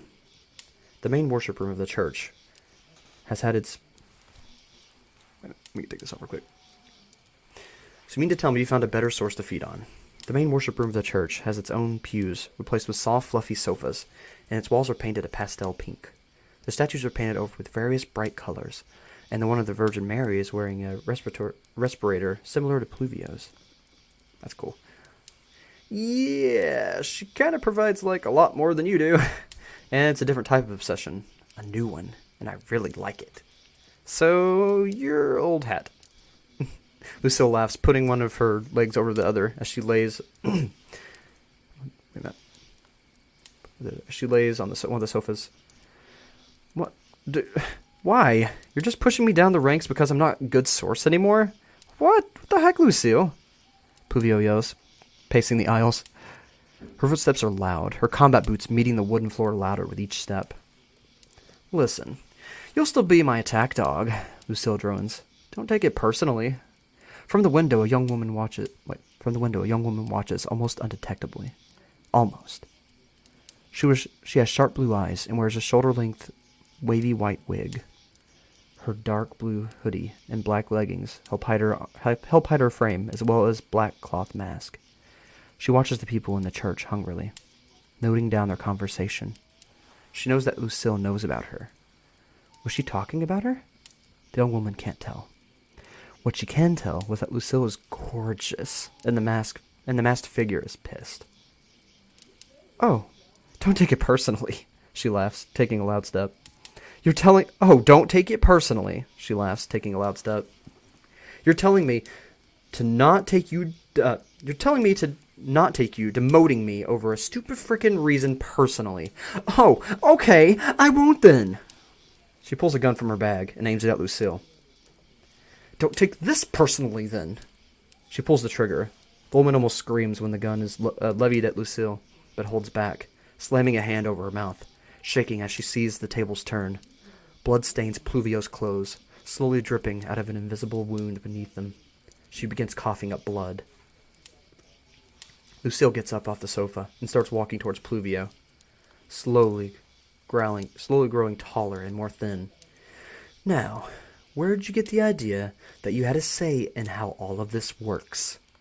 Long dark tendrils erupt from Lucille's back, positioned into looking like spider legs. Her smile grows wider, and she speaks. You can either die here or submit and do as I say. You're lucky I haven't servanized you. Fear fills the girl watching, the hair on her neck standing on ends, as Lucille transforms. Then she grins. This was perfect. Lucille was perfect. She was powerful and beautiful and amazing and gorgeous. The woman felt herself spiraling deeper as she realizes she'd found the one. Her hand shakily left her mouth as she smiled. Pluvio removed her mask, throwing it down. Blood stains around her mouth and nose. She's crying. All she can do is nod in agreement. It looks like she's smiling? Good girl, Lucille says, reverting back to her original state. All Pluvio's wounds healing. Pluvio takes a deep breath and sits back against the wall. Lucille turns to the window, where the little spy is situated, and she smiles. She knew they were watching. She always knew. Lucille was happy to finally reveal what she was to this girl, whoever she may be. It was a display of her power, but she didn't need to display it at all. She knew the girl was already completely infatuated. The girl knows she should move, get out of sight, but she doesn't. She smiles back at Lucille and tears up, overcome with emotion. This is all she needs, ever. She would do anything for this moment to last. Lucille starts walking to the nave of the church and out the front door. She could have teleported, but she wants us to feel different. She looks at the girl, who was once separated from her by a piece of glass. She smiles and waves, taking off her sunglasses. The girl waves back and takes off her mask like a trade. I see you. You see me. Her face is round and soft, pale with dark circles under her eyes. She stands up to meet Lucille properly. Pretty, Lucille thinks to herself. She walks over to the woman with her hand out for a handshake. You already know my name. What's yours, cutie? Blossom White. Her pale face flushes red as she struggles to find words, taking off the leather gloves and taking Lucille's extended hand carefully. Her hands were surprisingly callous despite her soft appearance. She dared to look up and meet Lucille's eyes. Lucille's grip is firm as she shakes Blossom's hand gently. A smile forms on Lucille's face, just a tad wide enough to be deemed unnatural, but not too much. That's a nice name. It actually kind of fits with my whole flower theme I have going on. I think you'll fit in perfectly here. Fit in? Does that mean we can be friends? You'll be friends with me? Blossom asks, surprised yet excited, her eyes widening. Her voice is high-pitched yet soft, her demeanor meek, but a cunning look in her eyes. She may seem weak, but she's smarter than what meets the eye. Blossom seems shocked. Of course, Lucille giggles, putting another hand on Blossom's. I love making new friends. Thank you. I'll do anything you want me to. I'm very resourceful, and I'll do anything you ask, and I'm rambling. If it's even possible, Blossom blushes harder, her smile growing so wide that it hurts. She giggles and tears up. Interesting, she says, putting her hand on Blossom's shoulder. Why don't we head inside? It's cold out here. That sounds amazing, Miss Lucille. Blossom nods, allowing Lucille to lead her. You can call me Lucy, she smiles, opening the doors to the church. Oh, okay, Lucy, Blossom says, testing the nickname out. You have a gorgeous name. It fits you. Thank you, Blossom. Lucille giggles as she walks Blossom through the nave and worship room, passing Pluvio, who's texting Drake's mind on her phone, not paying attention to the two girls passing her. You're welcome. Wow, your church is so cool. Blossom looks around in wonder. Thank you, Lucille smiles. You are always welcome here. She walks Blossom through a door that leads to a hallway, with a door to Lucille's room at the end. Want to see my room? You're welcome, and yes, please, thank you. Blossom nods, neglecting to mention the fact that she's already seen it. Lucille brings Blossom to her room. There's electronics all over the floor, a mahogany dresser, and a queen-sized bed. There's also a desk with a computer and some bottles of cotton candy Faygo on it. Come in, she says, sweeping some of the wires to the side so Blossom can actually walk. Everything here is perfect, Blossom says, following Lucille like a puppy. She watches her, glancing around the room, but focusing mostly on Lucy. Is that why you couldn't keep your eyes off of it yesterday? Lucille teases. Or your hands. One of the many screens in my room lights up with footage from one of the camcorders of Blossom's... One of the many screens in the room lights up with footage from one of the camcorders of Blossom sneaking in through Lucille's window and turning off her computer. Lucille smiles smugly. Blossom blushes. I wanted to get to know you better, she says with a squeak, hoping that Lucille wasn't mad. That's okay, dear, she says, sitting on her bed. I like obsession. It's a wonderful thing. I'm very happy that you feel such emotion towards me. You do?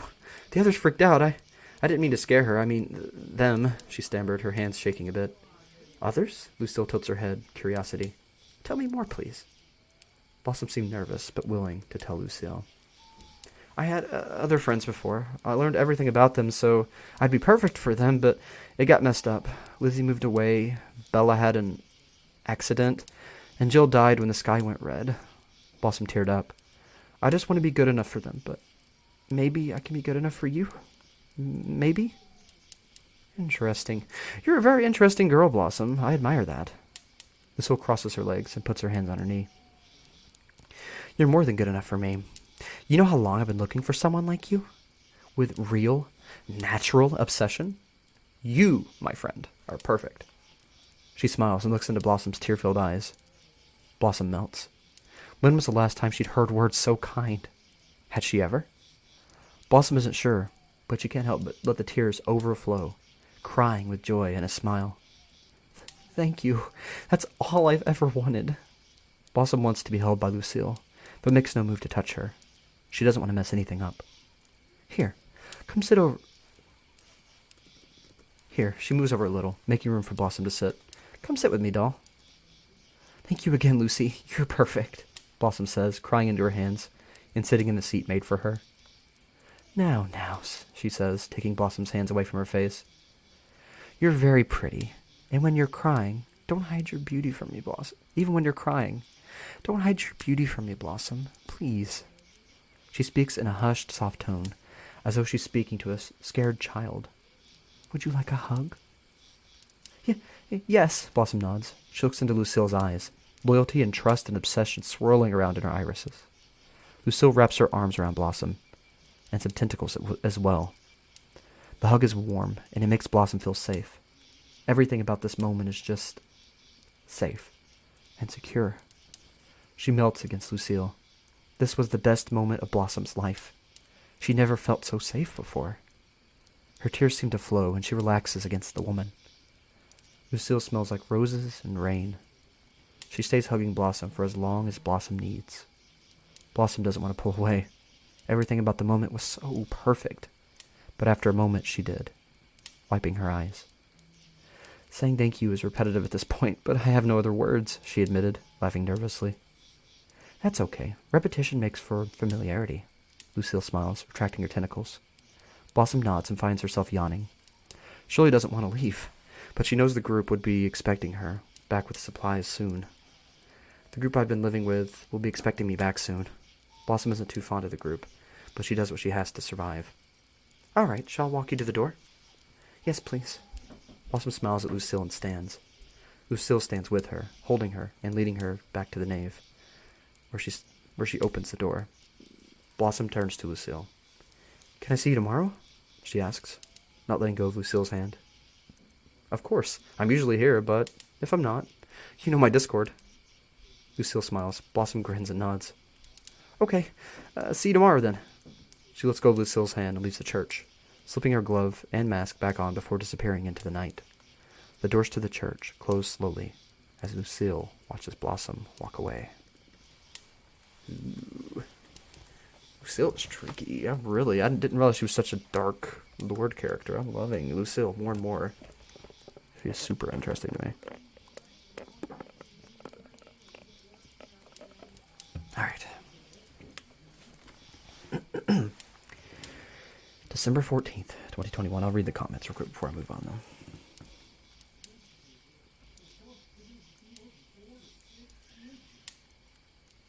though. Oh, hello RTN65. Nice to see you. We are reading REM Sleep passages live. Thank you all again for the 15 likes. I do appreciate that. We're on the last two passages. We're on December 14th, and then we have one, I believe, from today. Yes, we have one from today. So this is the one from yesterday, and then we're all caught up. December 14th, 2021. Harmonia lays in her bed, holding a stuffed animal and crying. By the time Spider appears in her room, she's stopped crying, and is sort of just laying there. "Hey, Spider," Harmonia says, greeting the Inhuman. "Hi, I've just been with Term. He's not reacting to anything," says Spider. "I see. Should I try?" "I don't know." Spider shrugs. "I mean, I understand why he's like this, but it doesn't make it any easier to see." "Yeah, what happened the past day or so?" "With Term? Last night, Dolo showed up and threatened to take me and Chris, so Term volunteered as tribute." She lets out a mirthless laugh. "And since then, he's been tortured." "Christ, that's terrible." Harmonia sits up, clutches the crocodile plush Spider had gotten her a couple weeks ago. "I should have been there." "No, don't be like that," Spider says sharply. "Alright, I don't know." Harmonia sighs. "I don't know how to help. I mean, I've experienced this before, but never with someone I cared about," Spider says. "Yeah, I don't. I've been completely checked out before, just going through the motions. It got so bad I almost ended it, but something just snapped me out of it. I don't know what. Maybe it was the cars down below. I don't know. But all of a sudden I knew I needed help. I don't know how to give November that moment of clarity." Harmonia sighs and runs a hand through her hair. "I'm sorry you went through that. I've seen it in other people." "Crap, I didn't mean to make it about me. I'm trying to think, I guess. Trying to figure out how to help." "No, you didn't," Spider replies. I can already tell what I used to do won't help." "What'd you used to do?" Harmonia asks. Killed them?" "It was back in the gang, and when Spider says, as a paper slipped under Harmonia's door. "Cole?" Yeah." Harmonia looks at the paper. The paper reads, "You're invited to my wedding. It will be soon. Also tell Spider you are invited as well. Location to be decided." And Spider frowns upon reading it. "What's it say?" Harmonia asks. Spider hands it to her, her expression changing from one of confusion to a blank mask. Harmonia reads it. She was happy for them, but just couldn't find it in her to express it. "Terminal's not responding still," Spider says. I want to help." "Let's go then." Some time later. Terminal knocks frantically on Harmonia's door. Harmonia lets him inside, closing the door behind him. "Make yourself at home. Are you okay?" she asks. Terminal instantly goes to the closet, opens it, sits in it, and closes the door. Harmonia sits on her bed, as Terminal begins to cry from the closet. Harmonia gets up and opens the closet door to see Terminal cowering, as close as he can to the wall, shaking. "What did he do to you? Do you need a hug?" she asks. Terminal doesn't respond and continues crying. Harmonia walks over and sits by him, holding out her hand for him. He doesn't look. Harmonia lightly touches Terminal's arm. "Hey," she says as he tenses up. She looks down and notices that he's sitting on a box, and then she notices what box he's sitting on. She starts to panic. November, could you sit on a different box? Harmonia asks. Terminal not responding. Harmonia attempts to pick him up, but he instantly takes a sharp breath and grabs onto her arm, pulling her with all of his strength to the ground. Harmonia yelps and goes down, trying to get her arm back. He lets go of her arm and puts a knee on her back, pinning her down. November, I'm sorry, I wasn't trying to hurt you, Harmonia says when she gets her breath back, trying to push the knee off of her. November pushes her down with more force as he puts an arm around her neck to choke her. Harmonia claws at him, choking and trying to get him off of her. Help! Harmonia chokes out, but it's not super loud. A loud knocking can be heard against Harmonia's door. Terminal leans in as he pulls tighter and whispers in a shaky voice and an off tone. How's this for hiding? He doesn't react to the knocking on the door. Harmonia struggles, but dark spots are starting to fill her vision. Cole busts open the door, draws out his 1911, and grabs Terminal. Luna watches from the door. What the heck, Terminal? Luna says. Terminal, get off, Cole commands, but Terminal refuses. Get off of her, Luna yells. Cole rips Terminal away from Harmonia with all of his force, as Terminal tries to claw his nails at Cole's arm. Cole's armor protects him from Terminal's scratches. Harmonia collapses, gasping for air and tearing up.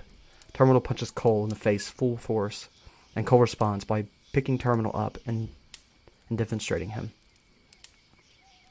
Piece of crap, Mole mutters. The window shatters as Terminal is thrown, and he falls out of sight. Luna kneels next to Harmonia and tries to get her on the bed. Up you go, Luna says softly, trying to calm Harmonia. Harmonia is pretty light and collapses onto the bed, unable to speak currently. Where did he go? Knight asks, walking in. Outside, Cole says. He got defenestrated. What do you think? Luna points to the window. What the heck does defenestrated mean? Cole asks. Yeeted through a window. Just a cooler name. Luna chuckles. Why is that a word? Because. Good point, Cole says, walking over to Harmonia so he can try to heal her back to stability. Luna runs outside to see what Terminal is doing. It's not his fault. I don't think he's thinking straight, Harmonia says, shaking. Knight just watches what's happening from outside the window. It's okay. No's fine. I didn't throw him too hard, Cole says. Knight jumps out the window. Cole's confused at the display, but whatever. Knight can do whatever he wants. An hour later. Harmonia's back to crying on her bed. Adam, after searching some of the house, comes to knock on the door. Harmonia, are you in here? He asks. Yes. She tries to mask her crying but fails. May I come in? Sure. Harmonia wipes her eyes and tries to pull herself together. Adam slowly opens the door. Are you alright? What happened with Terminal? I'll be fine. He came in, sat on a photo, and I panicked and tried to move him, and he choked me. Then I tried to comfort him and said something about a mom and panicked and punched him, and she starts hyperventilating. It's going to be okay. Take deep breaths for me. It's going to be okay. Terminal wanted to make sure you were okay, he says, taking a few small steps forward. Tell him I'm okay, she says, her breath slowing a little. I will, but I want to help you calm down some, he says, nodding. Harmonia holds her head in her hands, struggling to breathe and sobbing. Deep breaths, Harmonia. It'll be okay. You're under a lot of stress. You can't blame yourself. He takes another few steps forward. She's shaking like a leaf and holds on to herself, not trying to stop his approach. In and out. 4 seconds in. 4 seconds hold. 4 seconds out. It's okay. A few more steps. Harmonia does as he says, calming down a little, and he's now beside her. You're doing great. It's okay, Harmonia. You're safe. I'm sorry. You have nothing to be sorry for. He shakes his head, sitting next to her on the bed. Is November okay? Harmonia asks, holding herself. He's going to be. I'm checking up on him again after you're okay. I'm so tired, she says, cradling herself. You should get some rest. When did you last sleep? He reaches out to rub her shoulder. Not for a day or so. You need your rest. Get some sleep. It's going to be okay. He rubbed her shoulder comfortingly. I'll have a nightmare, and you can come to me. I deal with a lot of nightmares. I can help you through it. I'm sorry. For what? You haven't done anything. Making you comfort me? Did you tell me to come in here? No. Then you didn't make me do anything. I'm here because I want to help. Okay. Harmonia nods. It's gonna be okay. Get your rest. He smiles. Okay. Thank you, Harmonia says, curling up on the bed.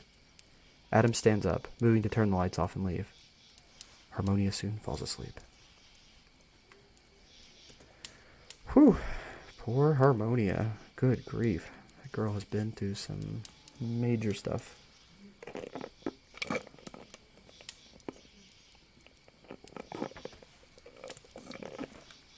Again, thank you all for the 15 likes. We have 9 watchers now. Woo! Thank you all.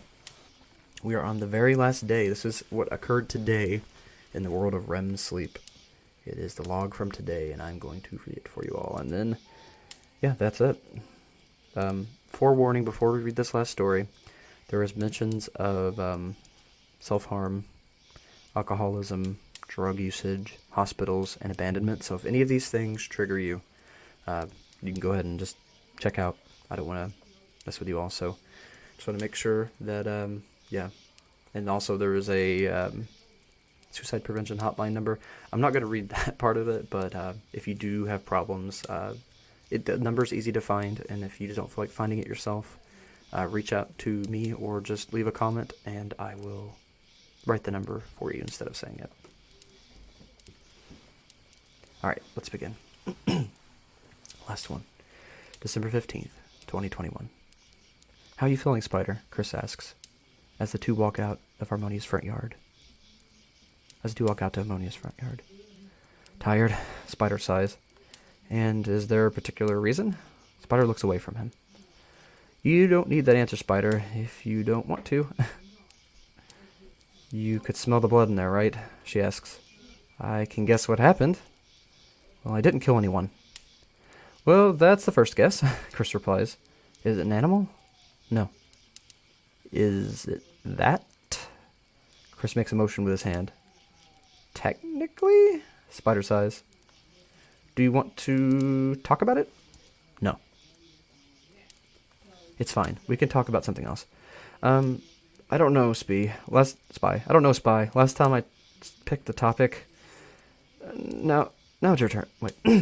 I don't know, Spy. Last time I picked the topic. Now it's your turn. Chris shrugs. I don't know either, Spider says. You remember how we spoke about the moon? I do remember. I don't have to worry about where I'm going anymore. Spider chuckles grimly. Why do I feel like I'm not going to like where this is going? No, it's nothing to do with that. There's no point in even trying, because it won't work. I didn't say it's that, Spider. I was thinking foundation. Then you're halfway, right? Drew offered you a spot at Geist again? No. Photo wants me at the Pineland site. Oh. Huh. And you're going to take him up on the offer? It's not like I have a choice. Fair enough. When will I what? When will you depart for the site? Probably on the day, Spider sighs, carefully putting her hands in her pockets. I hate this. How long will you be here? Chris sighs. All night, possibly the next day too. It's going to be very tiring. Hopefully it all works out for you, really. I'm just surprised, because I definitely didn't consider that Photo might have a job for you. Oh, no, it's not a job. It's me being locked in a room and left to get on with it. Well, that's less fun, Chris says. I thought it would be like an open field. No, Spider laughs. Still, hopefully the room will have knockout gas this time. Would that even work? Knockout gas? Yeah, it does. If it didn't, I wouldn't be going. I can't relive October again. As long as it works, Spider. As long as it works. Chris blinks and asks, do you want some Mentos? Mentos? Or mementos, sorry. Do you want some mementos? Mementos? Something to remember people by. No, it'll only be a night, and they'll just get destroyed anyways. Spider shakes her head. Okay then, and what do you intend to do in the meantime? Try not to lose it, I guess, she sighs, shrugging. Have you ever felt so angry that you just have to hurt something? Very rarely. My old bedroom has cracks in it from when I do, though.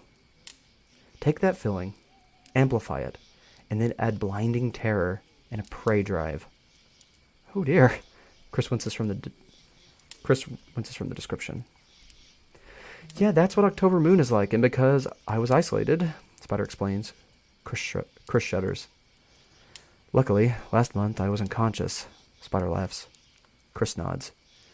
It must be difficult to work it out. That's one of the reasons why helps me calm down.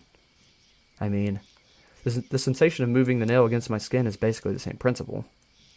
Chris nods in understanding. Yeah, it doesn't matter if I get hurt as long as no one else does, right? Spider laughs darkly. God, I wish there was an option a few years ago. I wish I had an option a few years ago. I would object to that, but I prefer being hurt to seeing people get hurt because of me, so in a way, I'm not that different. Spider sighs, smiling mirthlessly.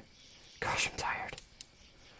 I think it would be fair to say we're both tired, Chris replies, smiling wearily at Spider. Which kind are you? Mentally or emotionally? Oh, which kind are you? Mentally and emotionally. You?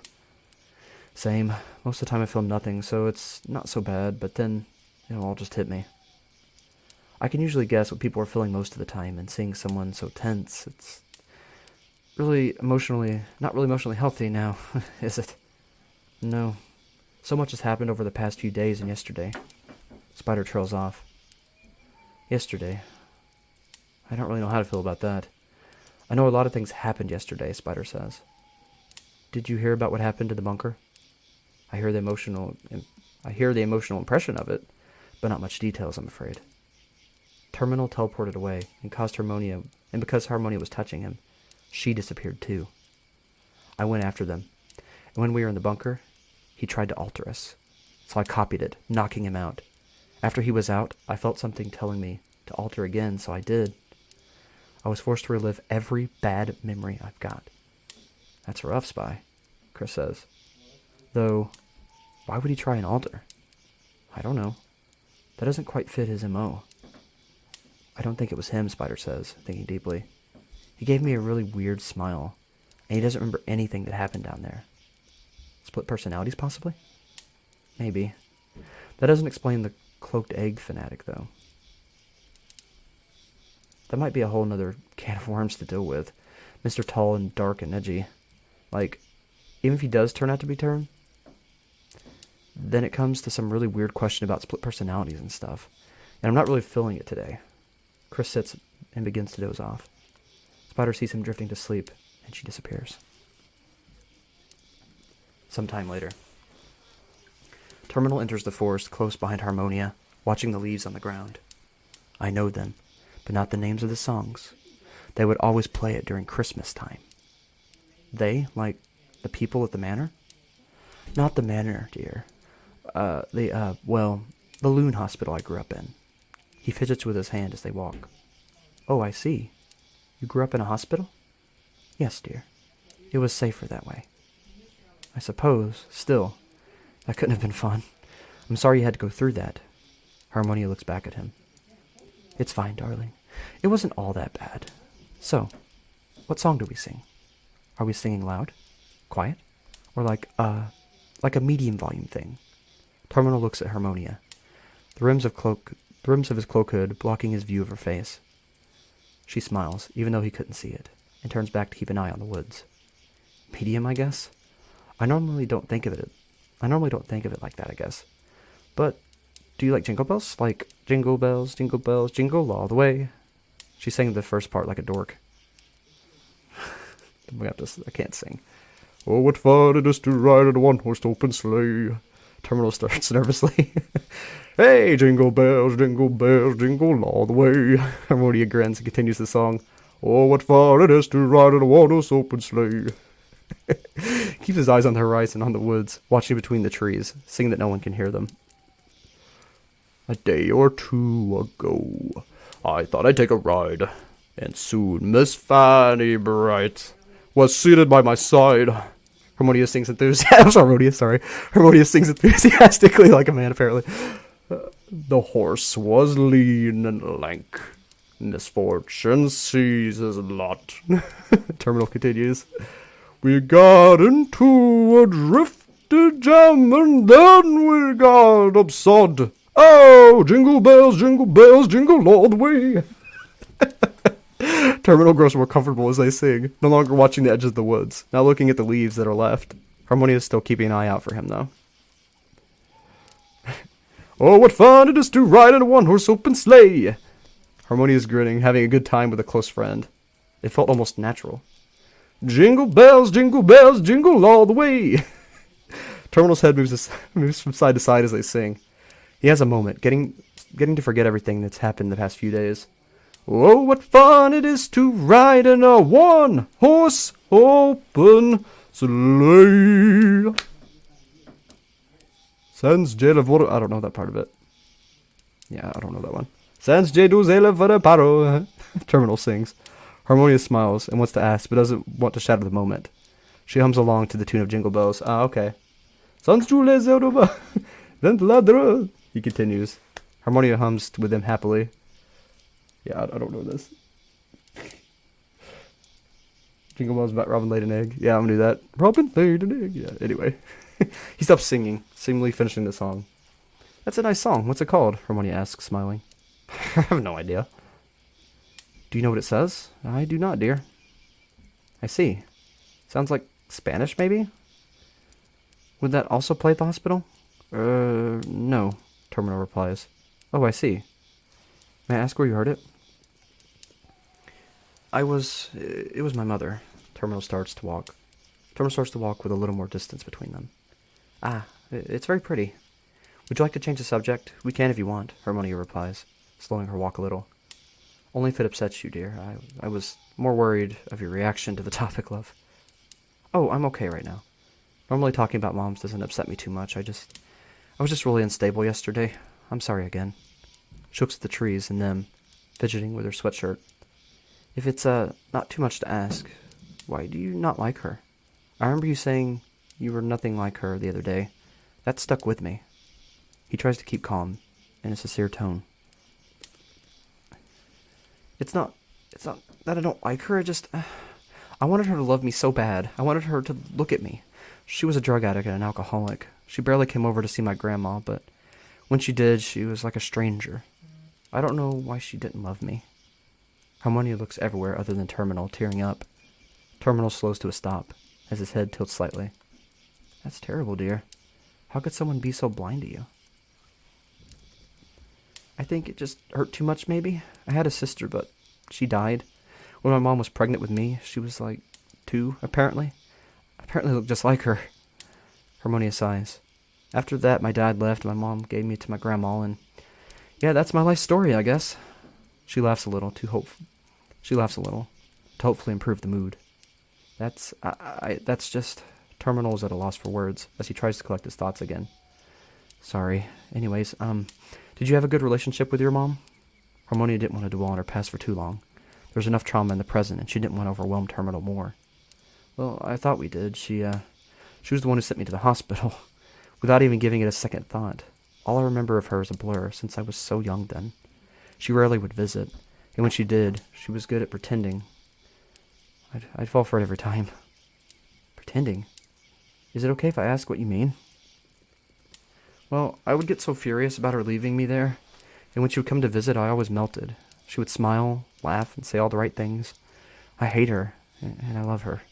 Sometimes I wish she'd just finish pulling the wool over my eyes already. I see. So she put you in the hospital because of your lunatism? Harmonia hoped she wasn't asking anything. Harmonia hoped she wasn't asking anything he wasn't comfortable with answering.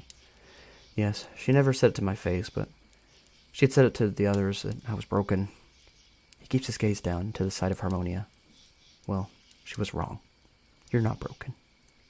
Harmonia held her hand out to him. I know. Terminal looks down at her hand, but doesn't move. Okay. She doesn't take her hand back yet, giving me another minute, in case he wants to take it back. In case he wants to take it. Do you want to keep singing and walking? Up to you. He hesitantly grabs her hand. His hands shake as he tenses up for a moment. I'm down to keep walking. I like hanging out with you. She held his hand softly, so he could easily pull away if he wanted to. Do you have a favorite song? Well, other than that one, I don't really know the words to. There is Silent Night. A bit weird to sing. A bit weird to sing that in the day, though. Do you have a favorite? My favorite Christmas song is also Silent Night, but song in general, I'm not too sure. I like Claire de Lune, but that doesn't have any words. Harmonia replies. There is that one about tulips. Heard it on the radio somewhere. Oh, the one you played for me? The Tiptoe Through the Tulips with Me one? Yeah, that one. I don't know the name of it. Me either, but I could probably Google it. Same with the one your mom sang to you. What time is it even? Terminal asks. Oh crap, it's at 3, Harmonia says, checking her phone. Should we head back? Terminal asks softly. Yeah, probably. I'll lead us back. I hope nothing bad has happened while we were away, Terminal says more quietly. Me too. Harmonia whispers back as they start to head back to the house. Okay, so that is up to today. That is what happened today in the mystical, magical, dark world of REM sleep.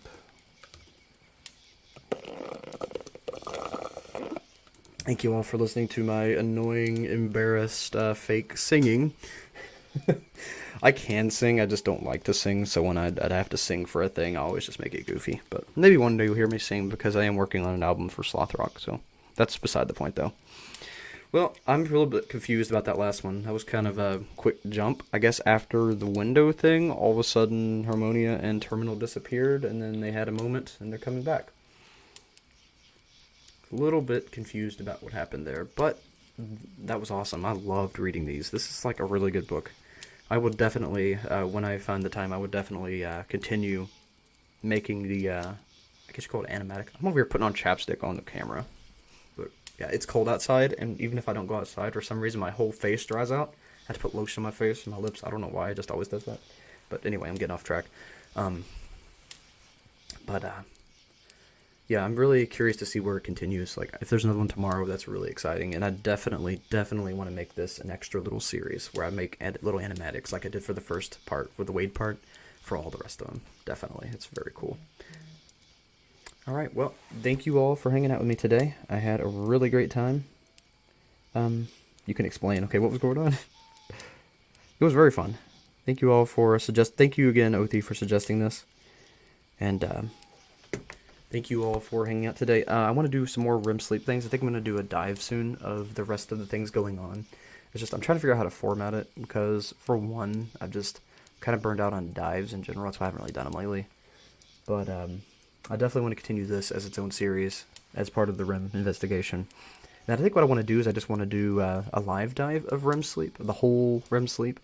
And then I want to go back after that and do like a little explained video. Instead of doing a full-on, dive where I make it into like its own little story, I'm just going to do like like what's happened so far, and then maybe throw in some theories. I like to do that, throw in little theories, dress up as a nightmare or something cool like that. I think that'd be really fun. But yeah, I definitely got some plans for REM Sleep and also for I Can Make You Care. Those two series are just so much freaking fun.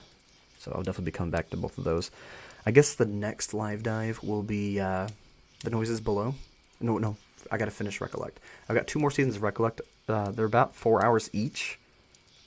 And I don't know, I just, for some reason, after like 4 hours, I feel like everybody kind of starts to burn out. So I guess we'll do the last 2 seasons of Recollect in 2 parts. So it'll be a 3-part thing like the other thing. So we'll do the next season, then we'll do another live dive of the final season. And then after we do that, then we'll do The Noises Below. And then after The Noises Below, I'm going to take a short break from the Slenderverse. And we are going to look into Local 58. We're going to look into Heidi. I might do this before I finish the next thing I'm about to say. I might do this before I finish the Slenderverse stuff. Probably will need to do this fairly soon, because Hiding in My Home is about to have their final episodes here fairly soon, and I really want to do a live dive and a recap video, because a lot of people forgot what's happening and they don't really understand what's going on now. So I'd really like to do that while that's still, hot topic, kind of strike the iron while it's hot, while that's still something going on, because if I release it after it comes out, it's pointless. So if I'm going to do those videos, I really need to do those soon. And then I'm going to do Local 58. I'm going to do Dad Feels. I think that'd be really fun. I really enjoyed that world. I'm going to do a live dive of that. And then I'm also want to do, what was the other one? There was another one. It's the one with the animals. I can't think what it's called. But there's another one, and then just anything and then after that we'll go back to not REM Sleep, but we'll go back into some other Slenderverse series, and I'll continue with that. Oh, there's one also that's not really a Slenderverse, but I want to look into it. I can't remember the name of it, but it's like a Silent Hill series. And someone recommended it to me about a month or two ago, and I want to go back and do that within that timeline as well. So the timeline's all over the place, but those are the things I want to look into live soon. And then also, as far as actual videos, I'm gonna have I'm gonna do the REM Sleep readers. I'm gonna do some actual readers. I've got some reviews coming up. I've got some reaction videos, and then I've also got Dad Theory. I haven't done that in a long time, but I've got a brand new Dad Feels theory, and this theory is called The Gods in the Machine, and it's really cool. It has to do with actual mythology, it has to do with internet mythology, and it has to do with the god spider in the center of the internet known as Galdrux. So it's going to be really interesting, and it all ties into Dad Feels. It's crazy. And I might also be collaborating with Sister Rose on that one. So it's going to be very fun. I think I'm also collaborating with Sister Rose on something on her channel as well. It's going to be really fun, really cool stuff coming out. Oh, I have an interview with Repzilla coming up fairly soon, probably next week. It was going to be yesterday, but some things are going on with him. So next week I have Repzilla.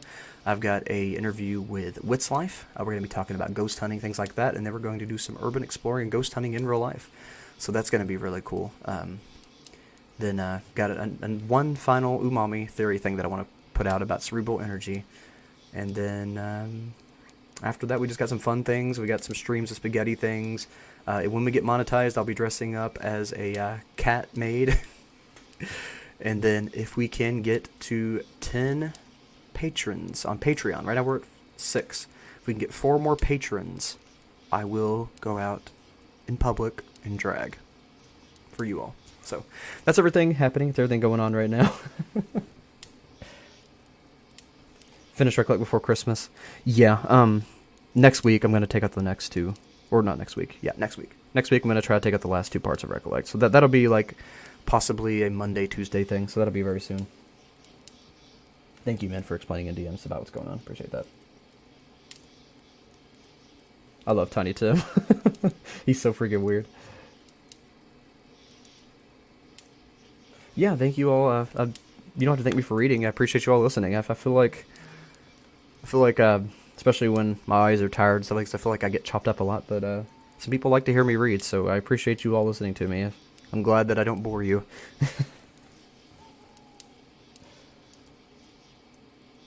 Yeah, REM is not going to be covered in one stream. REM is going to be a live dive series and timeline video because REM Sleep is freaking huge. This tonight is one tiny baby sector of REM Sleep, so. I'm glad you think so, Samantha. We have a lot of fun things coming up, so everybody stay tuned for all of that. It'll all be in the next few weeks. I'm going to try to do a couple videos a week.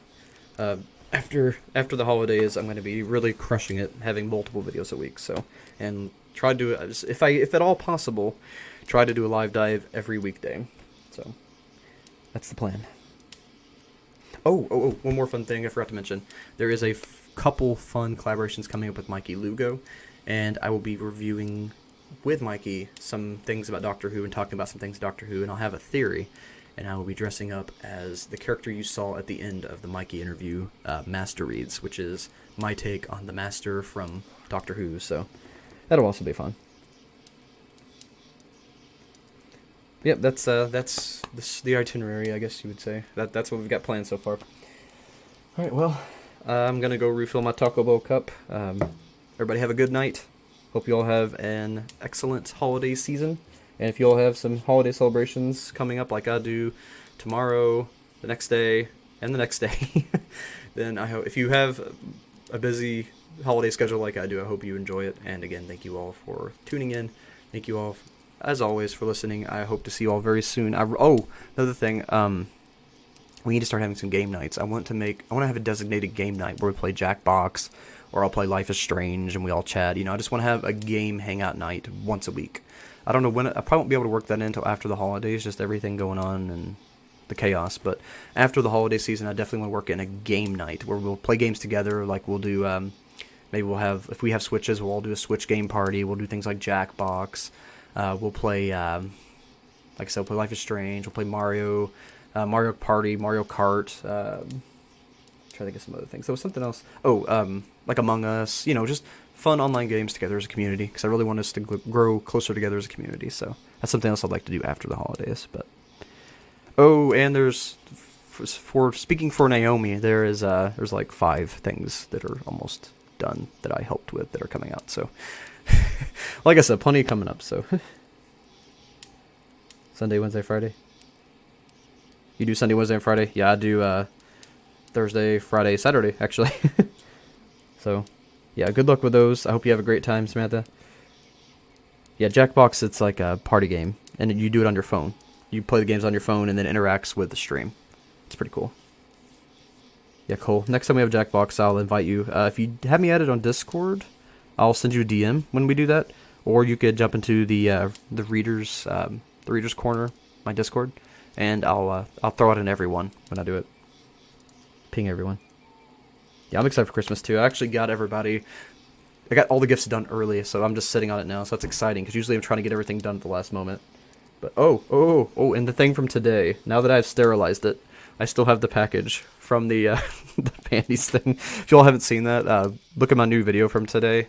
Someone sent me a prank. They sent me a package with "Smell My Thong," worn for 2 days, used panties. So if you haven't seen that, make sure to check it out. It's wild. Yeah, it's really gross, but I still don't know who it was from. Apparently it was some company, and they were trying to get me to promote it, so I accidentally did what they wanted me to do. So it's a gift site. You order, like, gag gifts, but anyway, everybody have a good night. Again, I appreciate you all being here. I will see you all very, very soon. If you all want to stop into the Discord, I'm not going to be able to VC tonight because I have a couple things I got to do, but I will be able to chat with you all in there, and we'll get all hooked up for the game night and stuff. So, all right, I will see you guys later. Keep your eyes wide open and never stop reading. Now the awkward part at the end, every time where I have to try to